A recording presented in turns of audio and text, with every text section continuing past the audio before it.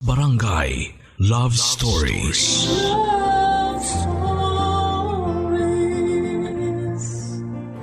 Sa panahon ngayon, kung gaano kahirap maghanap ng totoong pag-ibig, ganon din kahirap makakita ng totoong kaibigan.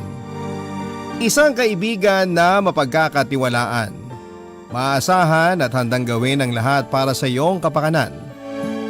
Ikaw, kapuso, kaya mo bang isakripisyo ang lahat, magsinungaling sa sarili mo at sa taong minamahal mo para lamang sa iyong kaibigan?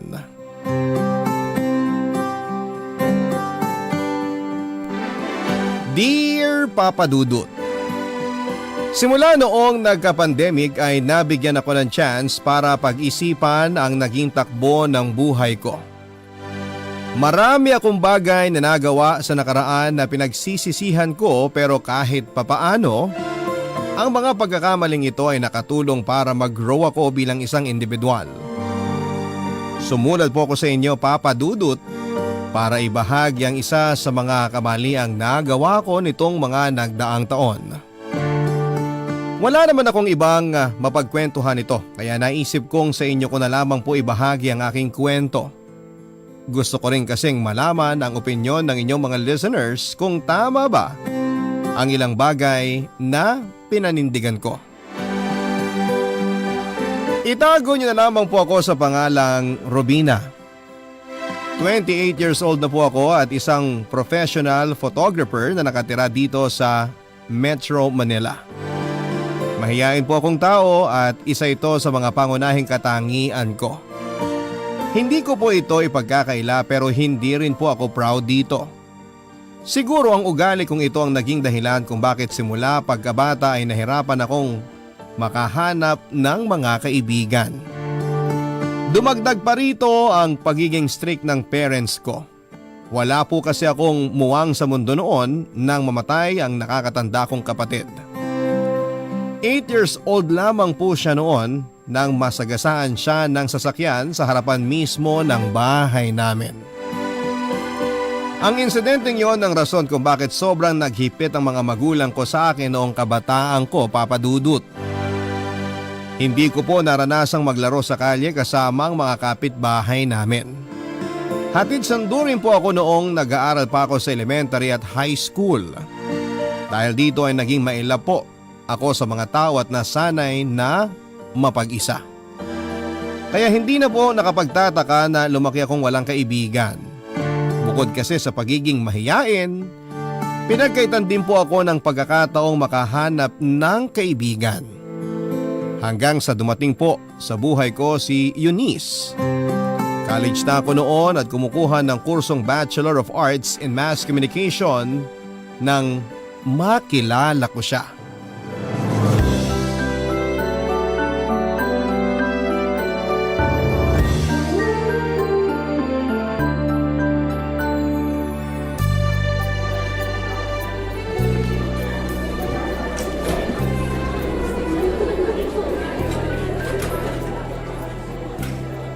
Ate, may nakaupo ba rito? Ha? Wala. Upo na ako Sige.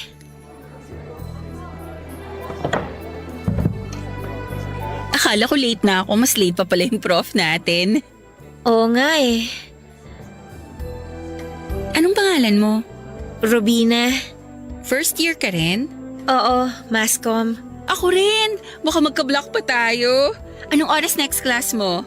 Mamayang 10 pa, NSTP. Wait nga, check ko lang sked ko.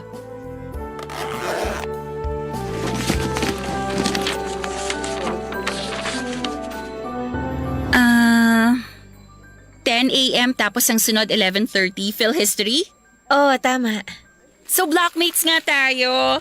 Hi, I'm Eunice. Ako nga pala si Robina. Oo, sinabi mo na kanina. Oo nga pala. So bakit naman Masscom ang pinili mong course? Ako? Gusto ko kasi pursue yung passion ko sa photography. Ooh, mahilig kang mag-take ng pictures? May mga sample ka ba dyan? Patingin naman ako. Wala akong dala dito eh. Nasa bahay yung portfolio ko. Ano usually mga kinukunan mo? Mga tao ba? Scenery, pagkain? Ako kasi hanggang selfie lang eh. Kahit ano. Pero karaniwang kinukunan ko, pictures ng sunset. Minsan kumukuha rin ako ng pictures ng mga tao sa public places. Pero hindi pa ganong maganda photography skills ko eh. Inaaral ko pa nga kung paano mag-edit ng raw photos. Ako naman, hindi ko pa talaga alam kung anong gusto kong gawin sa future. Hanggang ngayon, undecided pa ako sa path na gusto kong sundin eh. Eh bakit ka nag-masscom? Di ko rin alam. Feeling ko madali lang kasi ang masscom eh. Actually, ang gusto ni Papa, kumuha ako ng medical course. Eh hindi naman yun talaga ang gusto kong trabaho. Ayoko mag-work sa ospital, no? Tsaka maiksi lang yung PC ko kaya hindi ako pwedeng maging medic. Kaya pass talaga ako dun sa gusto ni Papa. Mabuti naman sinuportahan ka pa rin kahit hindi mo siya sinunod. Wala naman siyang choice eh. Hindi naman siya yung nagpalaki sa akin. Anong ibig mong sabihin? Hiwalay na kasi yung mga magulang ko. Civil naman silang dalawa kahit papano, kaya nakakasama ko pa rin sila pareho. Pero hindi nga lang sabay. Nakatira kasi ako sa mama ko. Sa kanya ako lumaki. Pero kapag nagkakaroon ako ng tampo kay mama, dun ako kay papa. Yun ang benefit ng pagkakaroon ng hiwalay na magulang. At least para sa akin Ewan ko lang sa iba. Maswerte ka pa rin kasi may choice ka na makasama mo sila pareho. Yung iba kasi kapag naghiwalay ng mga magulang, isa lang sa dalawa ang pwede nilang piliin. Siguro nga swerte talaga ako. Bakit ikaw? Hiwalay din ba ang parents mo? Hindi naman, pero sobrang strict nila sa akin. Ako na lang kasi natitira nilang anak eh. Only child ka? Ako rin, only child. Actually, dalawa kaming magkapatid pero namatay yung kuya ko nung bata pa siya. Hala, ganun ba? Nakakalungkot naman. Ganun talaga ang buhay. Wala tayong alam sa kung anong pwedeng mangyari bukas. Totoo yan. Tulad ngayon, wala pang prof. Eh di sana diniretso ko na lang yung tulog ko kanina. Baka naman narito lang yung prof natin sa sked niya. Di kaya?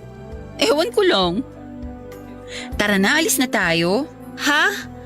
Hindi ba natin hihintayin yung prof natin? Anong oras na 7:40 na. Wala na yun. Eh paano kung dumating siya? Eh di sabihin natin, inayos natin ang sked natin kaya hindi tayo naka-attend ng class. Halika na, kain tayo sa cafeteria. Hindi pa ako nagbe-breakfast eh. Sige. Hindi na po ako iniwan ni Eunice simula noong araw na yon, Papa Dudut. O ano ang rason niya ay hindi ko po alam pero sumama na lang din po ako sa mga trip niya dahil wala pa naman akong gaanong kakilala sa school kasi kakasimula pa lang ng school year. Doon na po nagsimula ang friendship namin ni Eunice, Papa Dudut. Nung una medyo nahirapan akong sabayan siya sa mga bagay-bagay dahil sobrang magkaiba po ang personality naming dalawa. Kung ako ay tahimik lang, siya naman ay sobrang ingay. Hindi niya kayang manahimik ng 5 minuto. Lagi siyang may sinasabi at laging may dalang kwento. At hindi siya naperme sa iisang lugar. Hindi nga nagtagal, Papa Dudut, ay nasanay din naman kagad ako sa ugali niya. Gustong gusto ni Eunice na laging nasa kanya ang center of attention. Palibasa, palabiro rin kasi siyang tao. Maganda at mataray sa unang tingin pero kenkoy ang kanyang totoong ugali. Sa tawag ngayon, isa siyang babaeng bakla. Malakas ang kanyang karisma sa mga tao. Kayang-kaya niyang makipagkaibigan sa mga hindi niya kilala sa loob lamang ng 1 minuto. Kaya nga po sobrang laki ng paghanga ko sa kanya dahil nag-uumapaw ang self-confidence ni Eunice. Isang bagay na wala ako. Papa Dudut, napatunayan ko ang pagiging totoong kaibigan sa akin ni Eunice nang minsang ipaglaban niya ako sa isang professor. Nabiktima kasi ako noon ng isang professor na mahilig mag-power trip. Lagi niya ako noong binibigyan ng mababang grade sa mga output ko kahit na deserve ko namang magkaroon ng mataas na grado. Natatakot naman ako magsalita at lumaban sa pagiging unfair ng professor namin noon kaya si Eunice ang nagsalita para sa akin. Sa ginawa niya, nadabay siya sa pangpapower trip ng professor namin at pareho kaming binagsak ng semester na yon. Ganon pa man ay walang pagsisisi si Eunice sa ginawa niya dahil alam niyang siya ang nasa tama. Malaki ang pasasalamat ko sa mga ginagawa ni Eunice para sa akin, Papa Dudut. Kahit na hindi naman niya kailangan gawin ang mga bagay na yon, bilang kapatid bilang kapalit ay sinikap kong maging mabuting kaibigan sa kanya. Ako ang naging sandalan at takbuhan niya tuwing nagkakaroon siya ng problema, lalong-lalo na pagdating sa kanyang love life.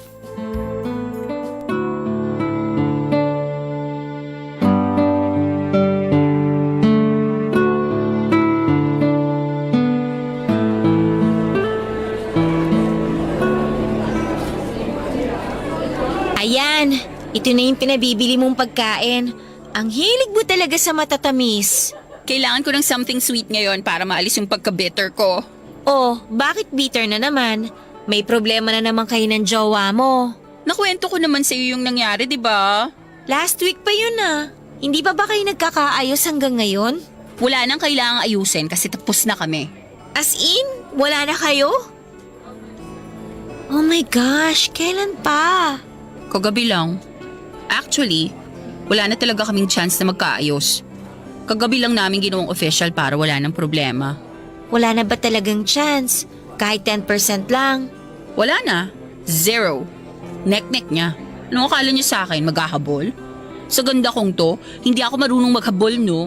Kala mo naman kung sinong gwapo, height pa lang talo na. Ano ba kasing nagustuhan mo sa lalaking yun? Ewan ko ba? Ginayuma yata ako ng buwisit na yun? Sabi ko naman sa'yo may something talaga sa lalaking yun. Ugali pa lang, hindi na mapagkakatiwalaan. Paano naman kasi? Ang galing niyang mambola. Daig pa yung mga sales lady sa mall. Ako naman tong si tanga. Naniwala naman sa mga sinasabi niya. Ganun naman talaga ang mga lalaki Sasabihin lahat ng gusto mong marinig para makuha nila yung gusto nila. Hindi ka na natuto. Pero alam mo kung anong mas nakakainis? Alam kong bare minimum na nga yung binibigay niya. Hinahayaan ko pa siya sa mga ginagawa niyang kasalanan. Ang tanga ko talaga. Alam mo, nag-iiba talaga ang ugali mo, no? Kapag nai-inlove ka. Ang tapang-tapang mo sa ibang tao, tapos kapag nagka-jowa, parang maamong tupa. Ewan ko ba kung anong klaseng mahi ka meron ng pag-ibig na yan? Kaya nila siguro sinasabi na magical ang love kasi kahit pangit, pumopogi kapag na-inlove ka. Naku, mararanasan mo rin yan kapag nagka-jowa ka na. Ay sus, wag muna. Study first bago jowa. Hindi ka kasi marunong lumandi Palagi kang napipipi pag nakakakita ng mga bagong muka. Paano ka na lang kung wala ako? Wag mo kasi ako itulad sa'yo, masyadong marupok. Hoy, hindi O, aminin mo, nakailang boyfriend ka na since first year college? 4. 5 kaya! 5 ka dyan. Gusto mo bilangin natin? Yung irregular student na kaklase natin sa PE, yung nursing, yung kaibigan ng pinsan mo, yung nang ghost sa'yo, tapos itong huli. O ano ha? Excuse me, yung nursing, fling lang yon, hindi yun counted.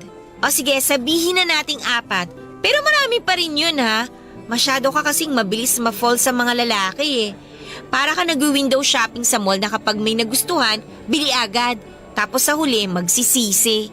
Sa habulin ng best friend mo May magagawa pa ba ako? Habulin nga, palagi namang niloloko. Bunga nga mo ha, nananakit. Basta ako, may araw din ng mga manluloko na yan. Akala ba nila, aalis na lang ako basta sa buhay nila nang walang pasabog? Bakit? Anong plano mong gawin? Papahirapan ko ang ex ko. Kala niya makakatakas siya sa panluloko niya sa akin. Ano ngang gagawin mo? Kilala ko mga kaibigan niya. Close rin kami ng nanay niya, kaya kapag ako talaga nagsalita, magtago na siya. Alam ko lahat ng mga baho ng lalaking yun. Masyado ka namang mapaghiganti. Hayaan mo na lang yun. Gawin mo na lang siyang lesson sa buhay mo nang sa ganon hindi ka na maloko sa future. Di naman ako makakapayag dyan. Kilala mo ako, Rubina, at hindi ako basta-basta umaatras. Taurus kaya to. Kaya kong itolerate pag-uugali ng mga tao, pero pag sinaktan na ako, hindi ako basta nagpapatawad. Bala ka dyan, matanda ka na, alam mo nang ginagawa mo. Ganyan dapat, support ka lang sa bestie mo. Parang kinakampihan mo pa yung lukulukong lalaking yun Mabilis talagang ma-fall sa mga lalaki si Eunice Papadudut. At kung gaano siya kabilis ma-in love ay ganon din siya kabilis magsawa o maiwan ng mga lalaking kanyang minamahal. Hindi na nakapagtataka kung marami ang nakapila sa kanya dahil maliban sa charismatic na personality nito ay may tinatago rin siyang ganda. Taglay nito ang morena beauty at tangkad na maaaring ipantapat kay Rabia Mateo. Kaya niyang dalhin ang sarili kahit na nakasando o shorts lamang siya. Ganon kalakas ang appeal niya. Papadudot ma-pride na tao si Eunice. Kung maaari ay hindi niya gustong ipakita sa publiko na nasasaktan siya. Pero ang totoo niyan, malambot ang puso ni Eunice. Lalo kapag pag-ibig na ang pag-uusapan. Kaya naman tuwing broken-hearted siya ay ako ang laging support system niya. Sa akin siya palagi naglalabas ng hinaing at sama ng loob niya. Kapag naka-move on na siya mula sa taong nanakit sa kanya, agad kanyang aalisin sa buhay niya nang walang pag-aalinlangan. Ganon ang naging takbo ng buhay pag-ibig ni Eunice Papadudut. Simula noong nakilala ko siya, parang trial and error ang love para sa kanya. Kung hindi nag-work, iiyakan niya pero mag-move on din kaagad siya. Pagkatapos noon ay ekis na sa buhay niya yung mga ex niya. Mabait at masayang kaibigan naman si Eunice pero nakakatakot din siyang kaaway. Ipaglalaban ka niya sa mga taong umaagrabyado sa iyo. Pero kapag siya ang inagrabyado mo, ikaw mismo ang lalabanan niya. Sa loob ng halos 10 taon ay ganoon na po ang naging setup ng pagkakaibigan namin ni Eunice Papadudut. Ipinagtatanggol niya ako sa mga taong hindi ko kayang labanan samantalang ako naman ang sumasalo sa kanya tuwing nadadown siya. Dahil dito mas lumalim pa ang friendship naming dalawa. Pero masusubok ang tibay ng pagkakaibigan namin ni Eunice sa pagdating ni Aldred sa buhay namin. Ang mga kwento ng pag-ibig, kwento ng buhay at kwento ng pag-asa. Nasa Spotify na, Barangay Love Stories. Pakinggan kahit kailan, kahit saan. Barangay Love Stories sa Spotify. Kinig na, kabarangay! Papadudot, ako ang unang nakakilala kay Aldred mula sa trabaho. Bagong hire lang siya noon bilang video editor matapos mag-resign at mag-solo ang dati naming editor. Unang araw pa lamang niya sa trabaho ay naging kaibigan na kaagad niya ang mga tao sa opisina. Mula pagpasok at pag-uwi ay hindi siya nauubusan ng energy. Daig pa niya ang nakainom ng energy drink. Nakikita ko sa ugali niya si Eunice Papadudut. Pareho kasi silang social butterfly na kaagad nakaka-vibe sa mga tao sa paligid nila. Kayang-kaya nilang mag-adjust sa iba't ibang personality ng mga taong nakakasalamuha nila.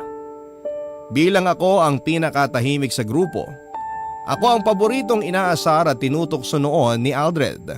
Nung una, inis na inis ako sa ugali niya, lalo na kapag kinukulit niya ako. Kung kailan busy ako sa trabaho, pero nasanay din naman ako sa ugali niyang yon kalaunan. Sa mga kulitan at asaran na yon ay nakabuo kami ng pagkakaibigan ni Aldred. Sincere at totoo kasi siya. Yan ang pagkatao niya. Kaya mabilis ko siyang nagustuhan. Kaya niyang ilugar ang pagiging palabiro niya at marunong magseryoso sa mga oras na kailangan. Aaminin ko sa inyo, Papadudut, na sa unang araw pa lamang ng pagkikita namin ay na-attract na ako sa physical appearance ni Aldred. Hindi ko naman itatanggi na gwapo talaga siya. Para siyang nanggaling sa isang fashion magazine na pinotoshop ang mukha niya. Matangos ang ilong, chinito at manipis ang labi na hawig sa mga sikat na K-pop idols. Matangkad at makinis ang kanyang balat na parabang suki sa derma. Kapag pinagsama-sama ang mga katangiang ito ni Aldred, baka pati kapwa niya lalaki ma-fall na sa kanya. Ganon po ang nangyari sa akin, Papadudut. Sa ilang buwang pagsasama naming dalawa ni Aldred sa trabaho ay gumaan na po ang loob ko sa kanya. Eto sana ang gusto kong sabihin kay Eunice noon na sa wakas ay nahulog na ang puso ko sa isang tao. Pero nang ipakilala ko si Aldred kay Eunice, hindi ko ine-expect ang naging takbo ng mga pangyayari.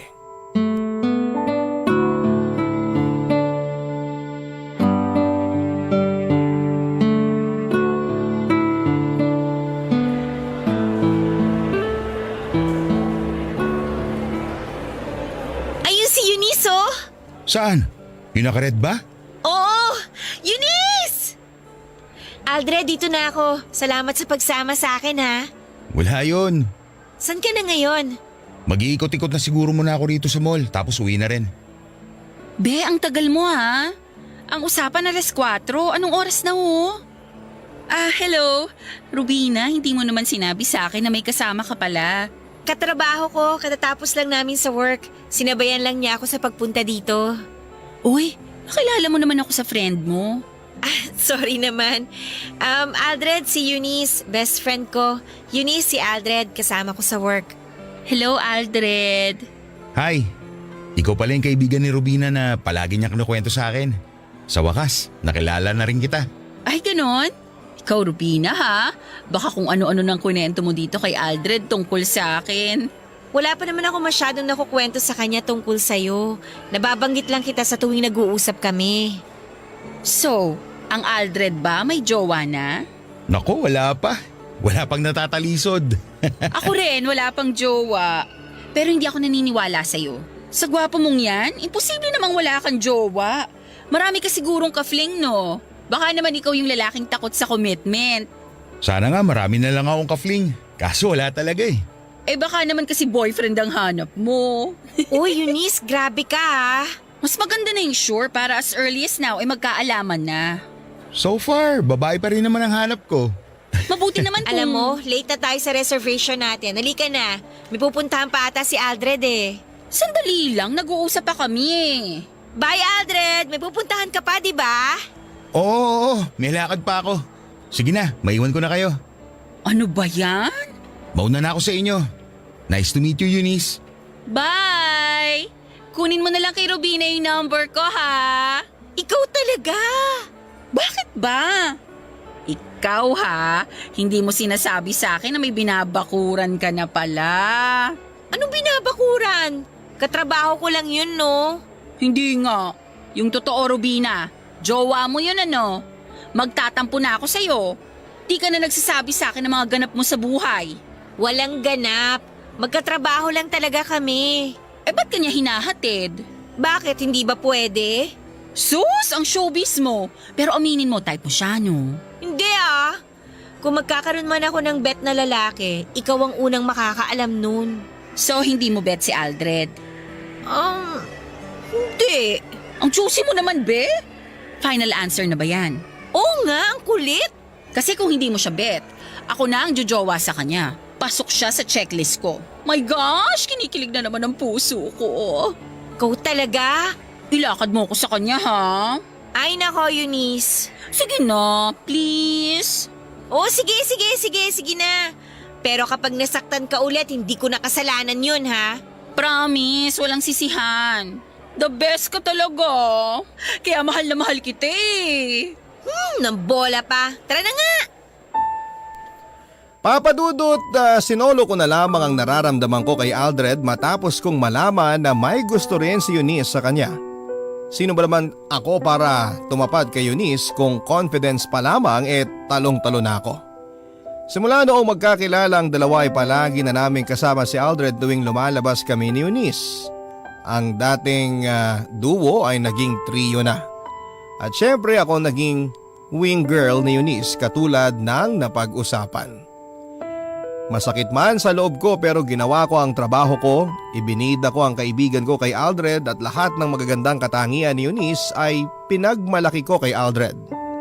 Parang papeles na inilakad ko si Eunice para lamang magustuhan siya nito. At sa mga sumunod na linggo ay mukhang naging effective nga ang ginawa ko dahil mas naging close pa nga ang dalawa. Sa totoo lang, Papadudot, tuwing nakikita ko sila na masayang magkasama, lihim po akong nasasaktan. Para bang binabackstab ko ang sarili ko. Naiinggit nga ako kay Eunice dahil napakadali lang niyang ilabas ang mga emosyong nararamdaman niya.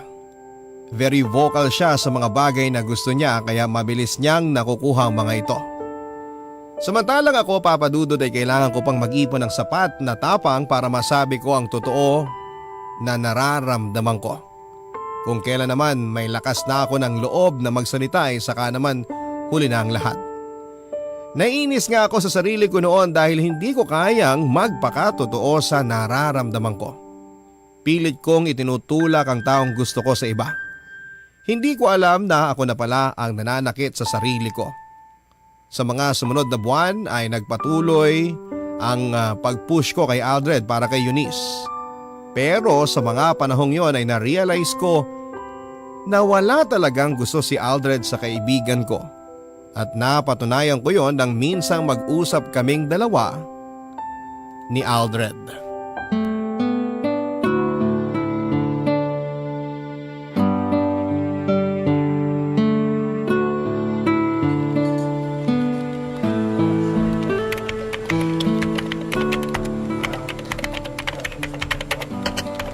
Rubina, Bakit?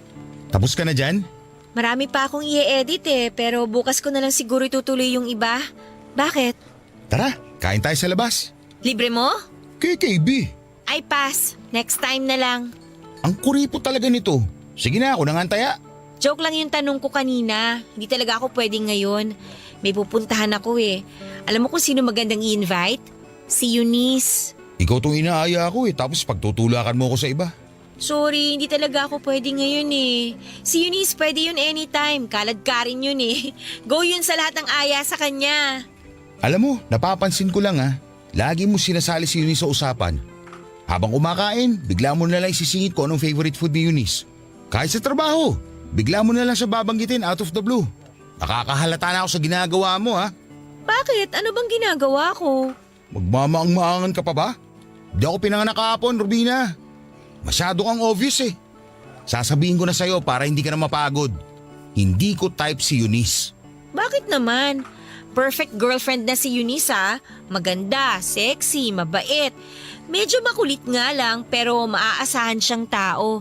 Ipaglalaban ka niya basta nasa tama kayo. Sa hindi ko nga siya gusto. Ibang hinahanap ko at hindi si Eunice yun. Mas magaling ka pa sa akin Sino bang gusto mo, Aber? Ikaw? Ha? Baliw! Joke time ba to? Huwag mo akong ginaganyan, Aldred, ha? Hindi naman ako nagjo-joke Sa dami ng tao dito sa office, ikaw ang palagi kong inaayang lumabas. Sumasama ako sa lakad nyo ni Eunice dahil sa'yo. Kinukulit kita, inaasar kita lagi kasi nga yun lang ang paraan para makausap kita. Hindi ko alam kung napapansin mo yun o hindi, pero yun ang totoo. Gusto kita, Rubina. Alam mo namang patay na patay sa'yo si Eunice, diba? Bakit? Required ba na gustuin ko siya porket patay na patay siya sa akin? Hindi naman, pero sana bigyan mo siya ng chance. Mabait na tao si Eunice. Napupunta lang siya sa maling tao kaya lagi siyang sawi sa pag-ibig. Paano kung maling tao rin ako? Hindi yan. Bagay kayong dalawa. Bagay na bagay. Swak kayo sa isa't isa. Tsaka alam ko yun dahil pareho ko nakikita ang personality ninyo. Compatible kayo. Sobra. Hindi ikaw magde-decide nun, Rubina. Kung compatible kami o hindi. Si Cupido ka ba? Ikaw na ba ngayon ang nagdedesisyon para sa mga tao? Kung sinong dapat nilang mahalin? Yun lang naman ang hiling ko sa'yo Bigyan mo ng chance si Eunice.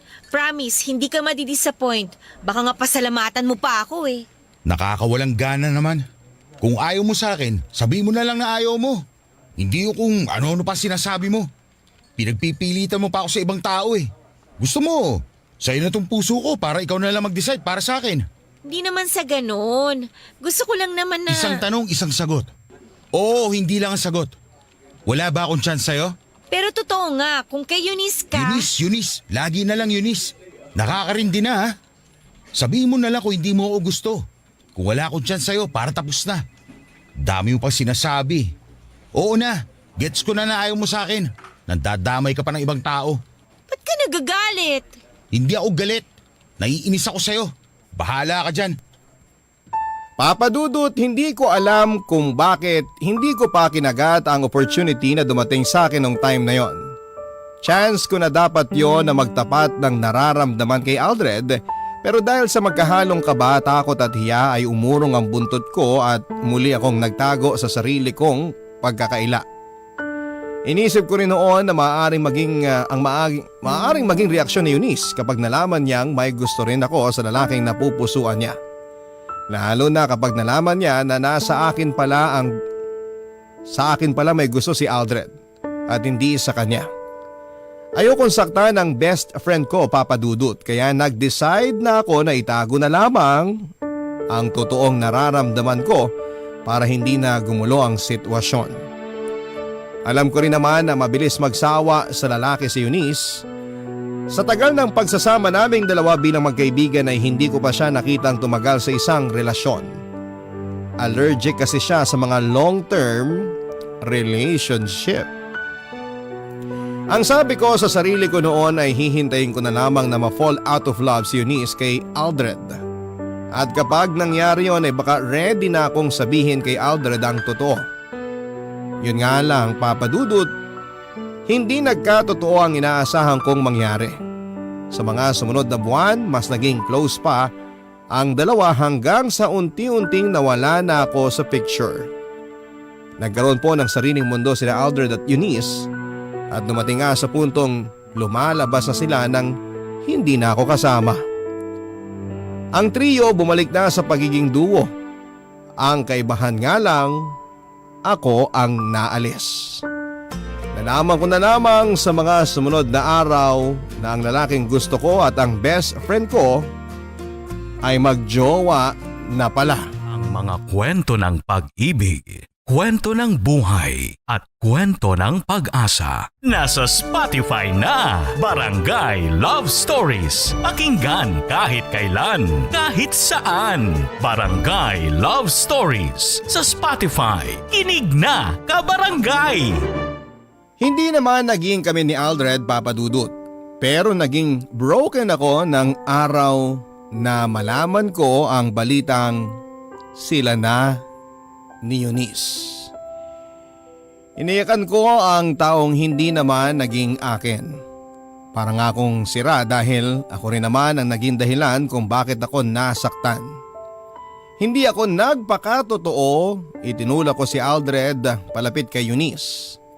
Hindi ako nagsabi sa best friend ko na ako ang naunang nagkagusto kay Aldred. Nabigyan nga ako ng pagkakataong umamin pero pati yun ay sinayang ko. Tapos ako ngayon ang nagdadrama na para bang bida sa teleserye na inagawa ng asawa. Durog na durog ako noon, Papa Dudut. Habang nakikita silang sweet sa isa't isa, ganun pa man ay pinilit kong maging masaya. Kailangan kasi dapat kong ipakita sa best friend ko na full support ako sa relasyon nila ni Aldred. After all, ako ang naging wing girl niya. Hindi rin naman ako totally nawala ng pag-asa ng mga panahon na yon. Pinangahawakan ko pa kasi noon ang katotohanang hindi kaya ni Eunice ang tumagal sa isang relasyon. Medyo selfish pakinggan pero pinapanalangin ko noon na sana ay hindi sila magtagal ni Aldred. Masama ng kaibigan kung masama, Papa Dudut, pero yon ang inaabangan kong mangyari. Mabilis na dumaan ang mga araw, umabot sila ng 1 buwan, 5 buwan, hanggang sa nag-celebrate na nga sila ng kanilang anniversary. Handa na akong bumitaw noon, Papa Dudut. Pero bigla akong sinapian ng tapang nang minsang mag-inom kami nila Aldred kasama mga katrabaho namin. Doon nagtapat ako ng totoong nararamdaman ko sa kanya, Papa Dudut.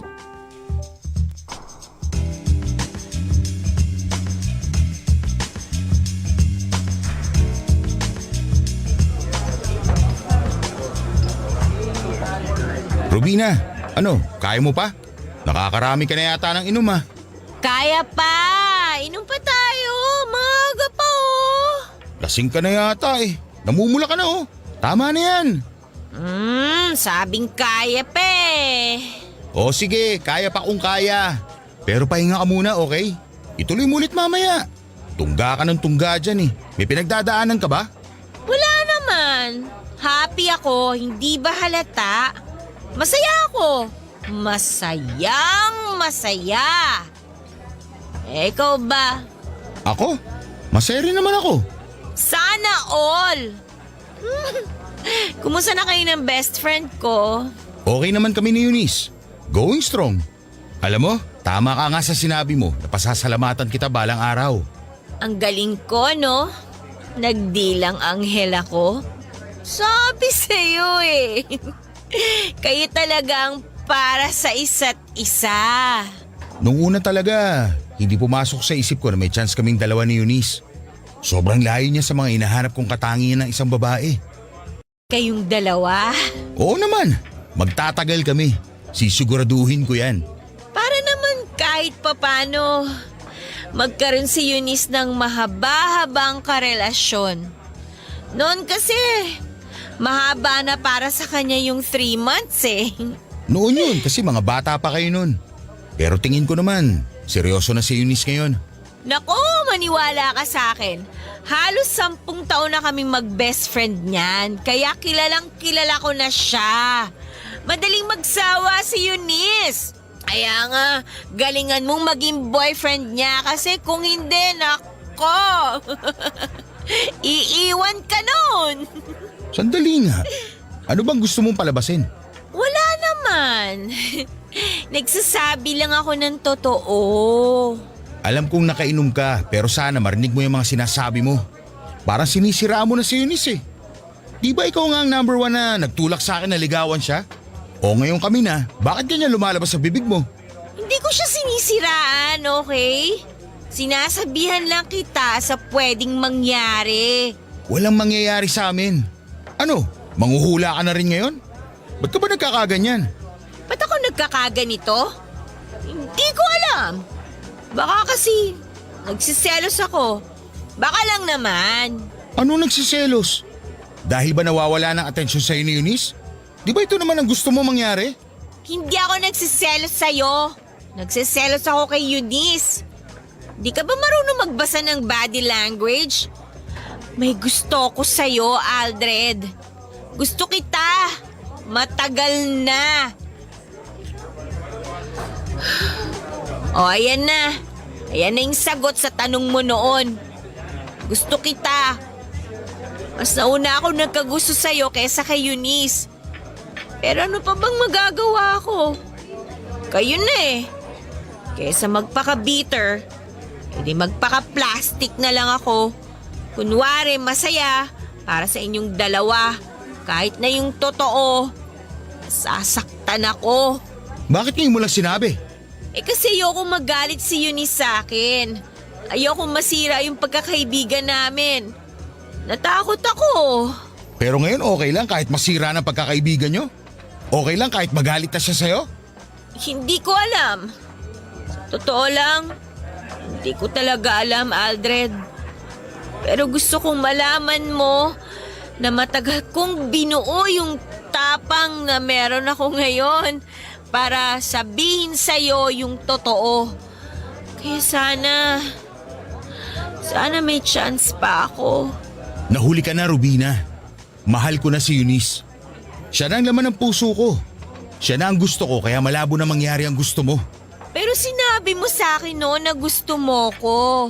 Sabi mo ayaw mo kay Eunice. Noon yun. Natatandaan mo pa ba kung ano naging sagot mo sa akin nung nagtapat ako sa'yo? Sabi mo, kay Eunice na lang ako. Ipinagtabuyan mo ako. Ipinilit mo ako sa ibang tao tapos ngayon gagawin mo sa akin to? Sa amin ng best friend mo? Rubina, ang sabaw nga kapag hindi mo pinansin ng ilang oras, lumalamig. Pag-ibig pa kaya? Pero pwede namang initin ulit, di ba? Pwede namang ibalik kung gugustuhin mo. Yun ang problema. Paano kung ayaw ko na? Siguro tama nga na ganito ang nangyari. Kasi paano ako magmamahal ng babae na sa simula pa lang, hindi na ako kayang ipaglaban. Papadudot na wala ang amats ko sa mga sinabi sa akin ni Aldred ng gabing yon. Masakit palang masampal ng katotohanan. Ayoko bang umiyak pero pagka-uwi ko ng bahay ay kusang nagsipaglabasan sa mga luha sa mata ko. Bigla akong naawa sa sarili ko. Napakalaki ng pagsisisi ko sa mga maling desisyon na ginawa ko, Papadudot. Kung pwede lang sanang bumalik sa unang araw na pagkikita namin ni Aldred. Doon pa lamang ay aaminin ko na ang katotohanan. Sana ay hindi ko na lamang siya ipinakilala kay Eunice. Sana umamin na lang din ako noong nagtapat siya sa akin. Sana pinaglaban ko na lamang ang nararamdaman ko. Pero papadudot ang masaklap na katotohanan hanggang sana na lamang ang lahat ng yon dahil tunay ngang laging nasa dulo ang pagsisisi. Sa sumunod na araw ay kapansin-pansin ang pag-iwas sa akin ni Aldred sa trabaho. Naintindihan ko naman kung bakit niya ginagawa yon. Maging ako ay wala na rin namang mukhang ihaharap sa kanya matapos ang nangyari sa aming dalawa. Pero kinapalang ko na ang mukha ko ng araw na yon para pakiusapan si Aldred na huwag nang banggitin pa kay Eunice ang mga nangyari. Sinabi ko rin sa kanyang kalimutan na ang mga sinabi ko ng gabing yon at ibaon na lamang ito sa limot. Ayokong eto pa ang pagmula ng gulo at pagkasira ng pagkakaibigan namin ni Eunice. Dahil sa nangyari, sinimulan kong ilayo ang sarili ko kina Aldred at Eunice. Kahit anong pagpapanggap pa ang gawin ko, hirap na akong itago ang nararamdaman ko noon. Para nga sa ikabubuti ng isip at puso ko ay umiwas na lamang ako sa kanilang dalawa pero napansin kaagad ni Eunice ang ginagawa ko. Kaya nilapitan niya ako upang kumustahin kung may problema nga ba.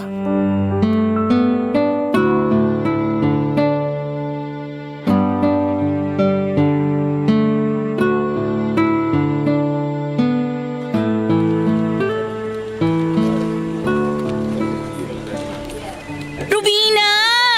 Ang busy mo, be, ah? Oh, Eunice!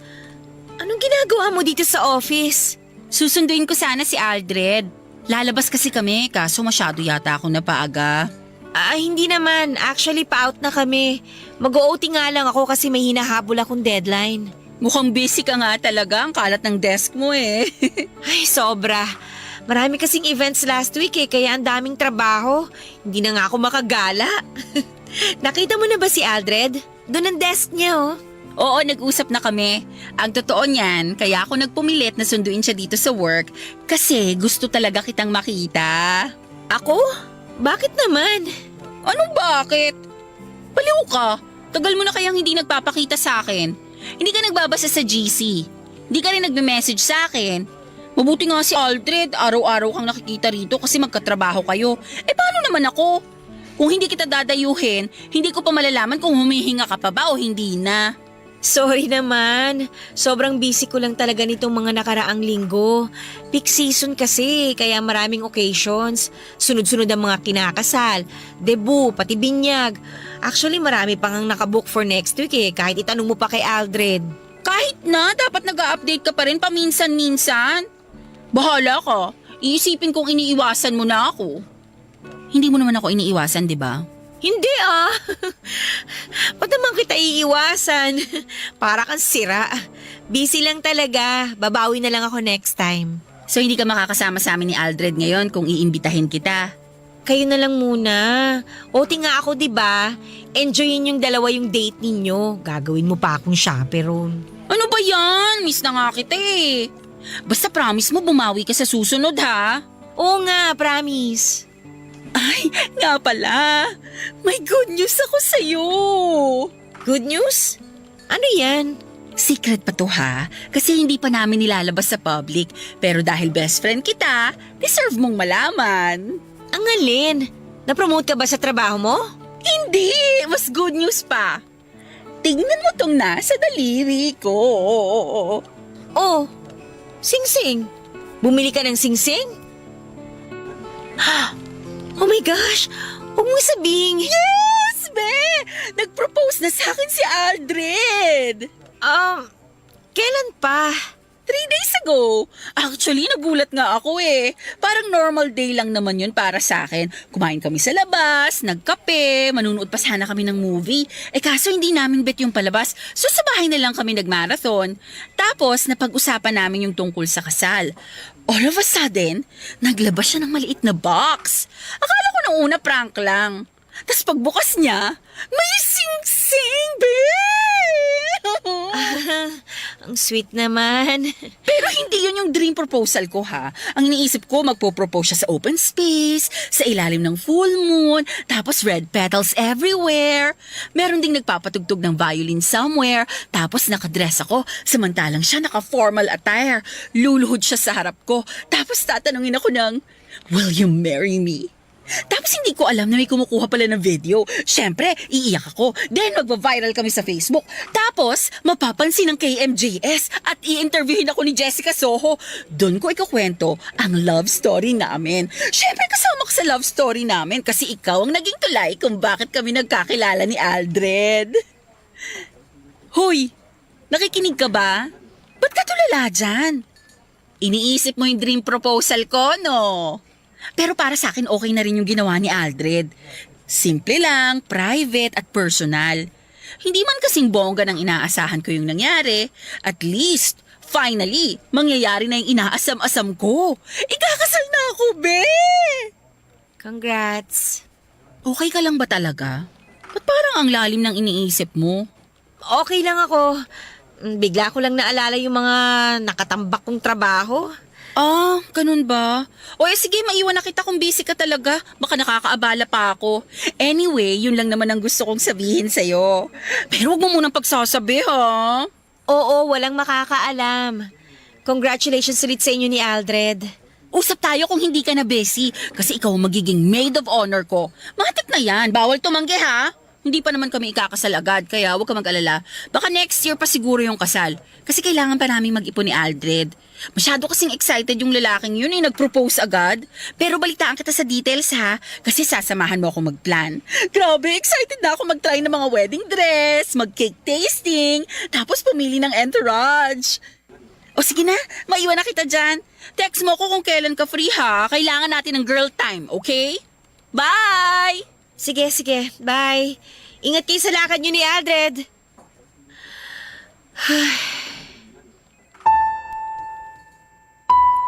Kung masakit na para sa akin na malamang magkasintahan na sina Aldred at Eunice, may masasakit pa pala dito, Papa Dudut. At eto ay ang malamang ikakasal na silang dalawa. Para bang nag-malfunction ang utak ko nang nalaman ko yon. Wala akong nasabi sa binalita ni Eunice at biglang bumigat ang dibdib ko. At para bang natapala ng semento ang lalamunan ko't hindi kaagad ako nakapagsalita. Bilang dakilang kaibigan, kinailangan kong ngumiti, magtatalon sa tuwa at i-congratulate ang best friend ko na sa wakas ay nahanap na niya ang forever niya. Mag-isa kong hinarap ang heartbreak ko, Papa Dudut, at kasabay nito ay pinangatawanan ko pa rin ang pagsuporta ko sa relasyon nilang dalawa ni Aldred. Sa katunayan niyan, ako pa nga ang tumayong maid of honor ni Eunice. Isa ako sa mga nagplano sa dream wedding nilang dalawa. Ako rin ang naging official photographer para sa prenup photos nila at sa araw mismo ng kasal. Lahat ng yun ay ginawa ko para sa best friend ko kahit na ang kapalit nito ay ang pagkadurog ng puso ko. Papa Dudut, wala naman akong sinisisi sa mga nangyari kundi ang sarili ko. Hindi ko pwedeng ibaling ang sisi kina Aldred at Eunice dahil wala naman silang ibang ginawa kundi ang magmahalan. Ako ang nanakit sa sarili ko sa pamamagitan ng paglayo mula sa kaligayahang abot kamay ko na sana. Matapos ikasal sina Aldred at Eunice ay dahan-dahan akong dumistansya sa kanila. Busy na sila noon sa pagbuo ng sarili nilang pamilya kaya hindi na nila napansin ang paglayo ko sa buhay nila.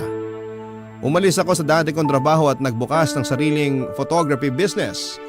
Sinikap ko pong kalimutan ang mga nangyari, Papa Dudut, pero minsan ay dumarating pa rin ako sa point kung saan ay bumabalik sa mga alaala ko ang isang pagkakataong nasayang. Sa ngayon ay meron na akong boyfriend. Foreigner po siya.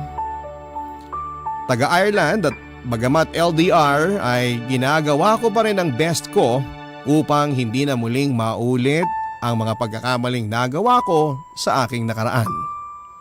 Ang tanging hiling ko na lang sa ngayon ay sana ay tuluyan na akong makapag-move on mula sa multo ng aking nakaraan. Dito na po nagtatapos ang kwento ko, Papa Dudut, at sana'y kapulutan ng aral ang storyang binahagi ko sa inyo. Magandang araw and God bless. Ang inyong forever kapuso at kabarangay, Rubina. Barangay Love Stories.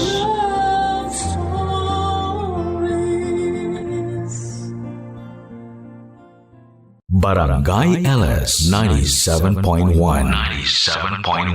Number 1 Forever.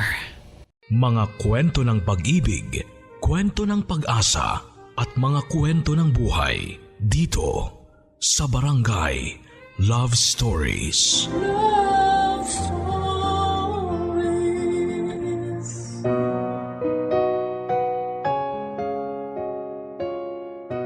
Walang kulay ang pagiging magulang. Kahit sino man, kahit ano ka man, lahat tayo ay merong karapatang tumayo bilang guardian ng bawat batang nangangailangan ng kalinga. Patunay dito ang letter sender natin ngayong araw na si Chano, na sa kabila ng pagiging trans woman ay handa pa rin siyang tumayo bilang tatay sa kanyang anak. Pero ang pagiging magulang nito ay may isang malaking sakripisyo. Kung ano ito? Ito ang dapat ninyong abangan dito lamang sa mga kwento ng pag-ibig, buhay at pag-asa sa nangungunang Barangay Love Stories. Dear Papa Dudut, ako po si Chano, 40 years old mula sa City of Stars, ang Quezon City. Papa Dudut, bata pa lamang ako ay alam ko nang bakla ako. Sa musmus na edad ay pangarap ko na noong maging ganap na dalaga. Crush na crush ko pa nga noon si Bobby Andrews noong nasa TGIS pa lamang siya. Never kong kinahiya na member ako ng LGBTQ+. Instead ay loud and proud pa nga ako na isa akong bading. Siguro'y dahil simula pagkabata ay 100% na ang support sa akin ng pamilya ko. Hindi pa man ako umaamin ay tanggap na ako ng mga magulang ko. Meron akong ama na isang jeepney driver at inang manikurista at pareho silang masaya para sa akin kahit na pulang-pula ang mga labi ko dahil sa lipstick noong 7 anyos pa lamang ako. Hindi katulad ng iba. Hindi ko naranasang ma-discriminate sa loob ng pamamahay namin. Hindi naging issue sa mga magulang at kapatid ko ang sexuality ko. Dahil na rin siguro may 3 pa akong kapatid na lalaki na maaari pang magpatuloy ng bloodline namin, Papa Dudut. Pero sa kabila ng pagkakaroon ng mga kamag-anak na tanggap ako, kabaliktaran naman ito ng harapin ko na ang mundo. Alam naman natin na noong mga kapanahunan ko ay hindi pa gaanong tanggap ang mga katulad ko. Kaya hindi nakapagtataka kung sasabihin kong suki ako ng mga bully noong bata ako. Ewan ko ba kasi kung bakit parang alien ang turing sa amin ng mga tao. Mula sa mga kaklase ko, sa mga tambay sa kanto pati mga taong napapadaan lang, ay lagi akong pinagdidiskitahan dahil sa sexuality ko. Mabuti na lang sa kabila ng panlalait at pangmamata sa akin noon, ay nakayanan ko itong lampasan dahil na rin sa walang sawang suporta sa akin ng pamilya ko, lalo na ng Tatay Arturo ko.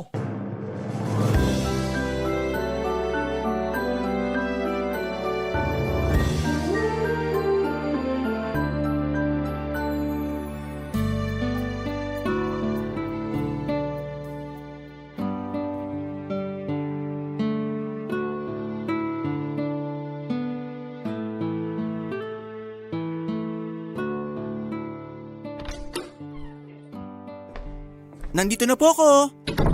Anak, samahan mo nga nanay mo sa tindahan. Oh, ano nangyari sa'yo? Ba't puro putik yung uniform mo? Wala po. Nadulas lang po ako sa daan habang pauwi. Yung totoo. Pinagtripan ka na naman ng mga kaklase mo, no? Ay, ganun na nga po. Wala naman pong bago eh. Yung mga lintik na batang yan, makakatikim na talaga sila sa akin. Hayaan mo, bukas, pupunta ako sa school ninyo. Kakausapin kong teacher nyo. Wag na po, tay. Anong wag na? Kapag lagi mo silang hinahayaang ganyanin ka, lalo ka nilang paglalaruan. Kailangan… Tay, kapag nagsumbong ka sa teacher namin, ako yung mapapagalitan. Aba, at bakit naman?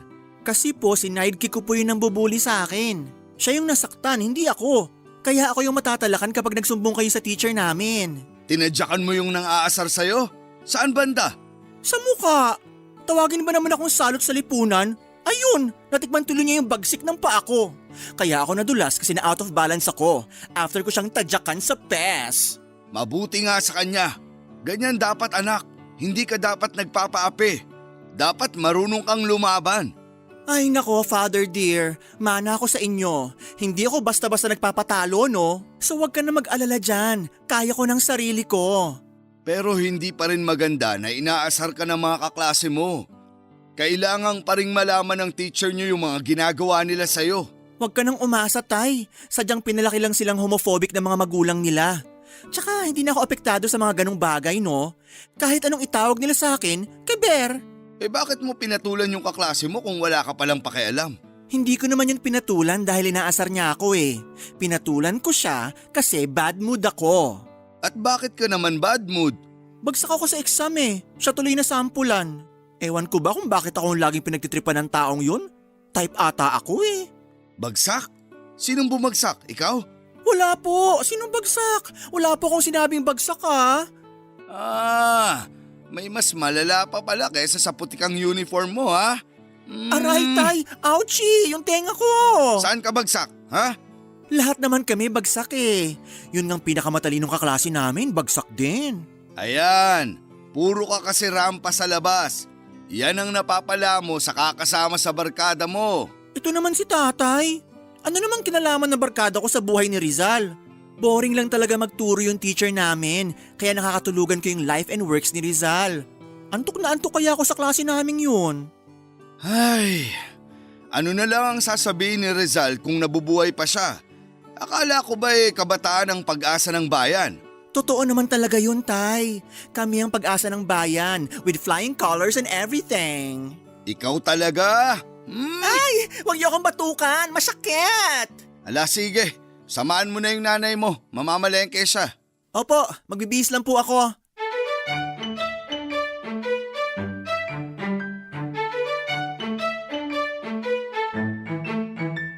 Ang bahay namin na kahit maliit lang ay punong-puno naman ng pagmamahalan.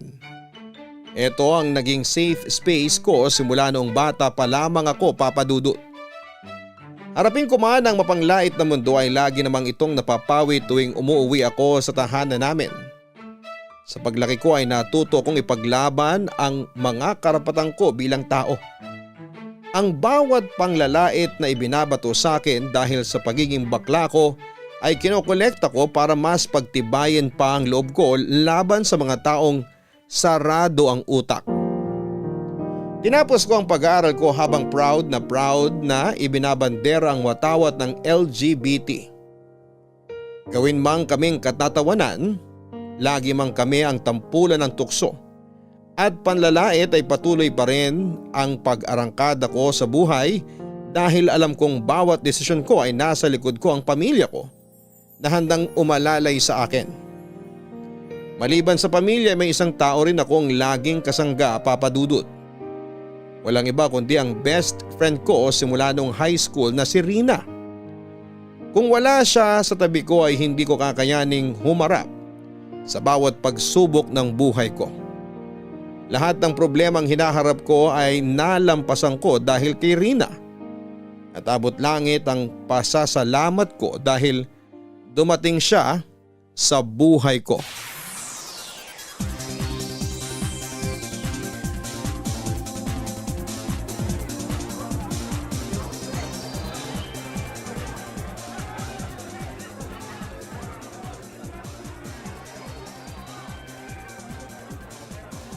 Sisi, nandito na ako.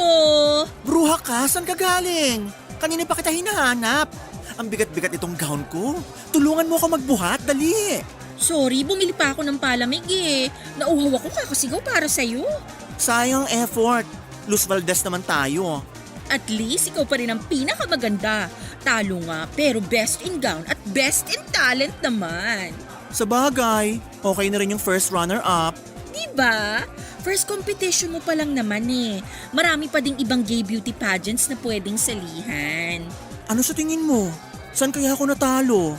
Tingin ko sa Q&A, hindi ka kasi nagsabi ng world peace kaya ayun, natalo ka tuloy.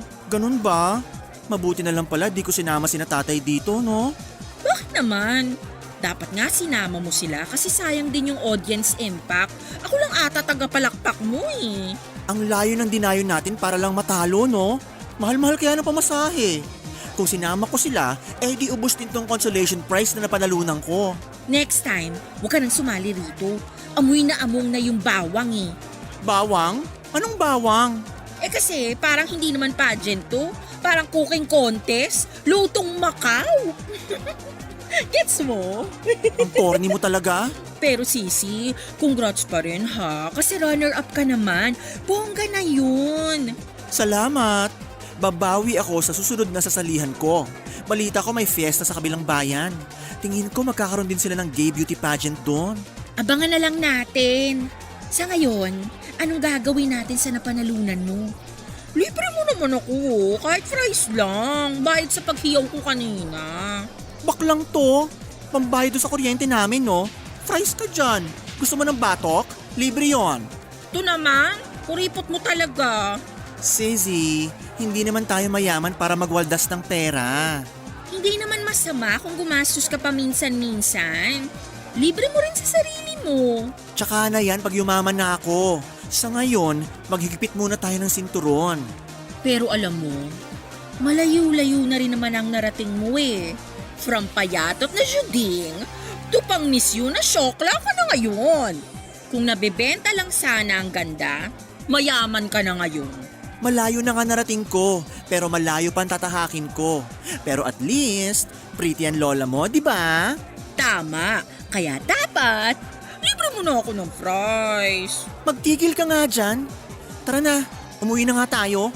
Nakakatampo naman to, parang hindi kaibigan. Alam mo namang love kita eh. Pero kahit na love kita, mas love ko pa rin ang pera. Kaya wag ka nang umasa ng fries. Parang hindi mo naman ako love eh. Pero mas mabuti na yun. Baka mamaya ibang klaseng love pa yung sinasabi mo. Excuse me, hindi tayo talo no? Mas babae pa ako kaysa sa'yo. Never in my life napapatol ako sa girl lalo. Oo na. Uwi na tayo. Baka kung saan pa mapunta tong usapan na to. Kahit umuwi kaming talunan, nang gabing yon Papa Dudut ay masaya pa rin ako. Dahil sa wakas ay nagawa ko na ang isa sa mga bucket list ko.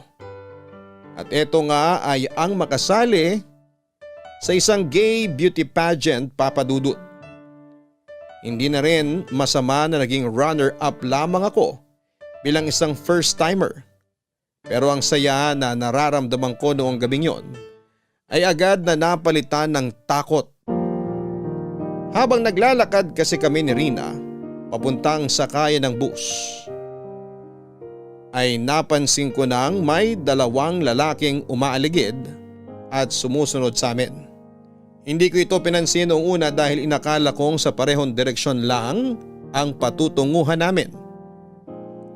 Pero pagdating namin sa lugar kung saan ay medyo madilim na at walang gaanong tao ay doon na kami tinutukan ng patalim ng dalawang lalaki. Bigla akong nanigas sa kinakatayuan ko noon, Papa Dudut.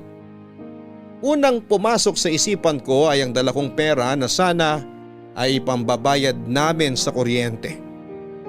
Kahit na binabae ay aaminin kong may taglay pa rin naman akong lakas bilang isa naman akong lalaki sa totoong buhay. Kaya naisip kong lumaban. Isang bagay na sana'y hindi ko na lamang ginawa. Na-underestimate ko ang lakas nila, Papa Dudut. Kung akala ko ay kaya ko silang labanan. Hindi ko naisip na babae ang kasama ko at wala kaming laban sa dalawang kalalakihan. Ang kinauwian ng panlalaban na yon ay nasaksak ako sa tagiliran. Akala ko noon ay katapusan na ng buhay ko, Papa Dudut.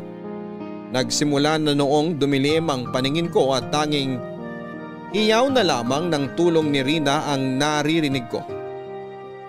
Kung hindi dahil sa kaibigan ko ay malamang ay wala na ako sa mundong ito. Mabuti na lamang at mabilis akong naitakbo ni Rina sa ospital. Pagkatapos akong saksakin ay itinakas ng mga hold-upper ang lahat ng gamit namin na pwedeng pagkakitaan kasama na doon ang cellphone, wallet at ang perang napanalunan ko sa beauty pageant. Hindi na nahuli ang mga taong ng hold-up sa amin kung saan man nila ginamit ang 5,000 pesos na consolation prize ko ay sana'y nakatulong ito sa kanila. Ayon sa kwento ni Rina ay wala raw siyang taong mahinga ng tulong noon kaya ang ginawa niya ay binuhat niya ako hanggang sa may makita siyang tao na maaaring tumulong. 70 kilos ang timbang ko noon, Papa Dudut, samantalang 50 kilos lamang si Rina. Siguro dala na rin ang adrenaline rush. Kaya niya ako nabuhat ng ilang kilometro bago siya nakahanap ng tulong. Sabi ng doktor kung hindi pa ako agad na itakbo sa ospital ay malamang naubusan na ako ng dugo. Kaya naman hanggang sa ngayon ay tinatanaw ko pa rin na utang na loob ang ginawang pagtulong sa akin ni Rina. Maliban doon ay siya rin ang nagbantay sa akin sa ospital at tumulong na maghanap ng perang ipangbabayad ko sa hospital bills.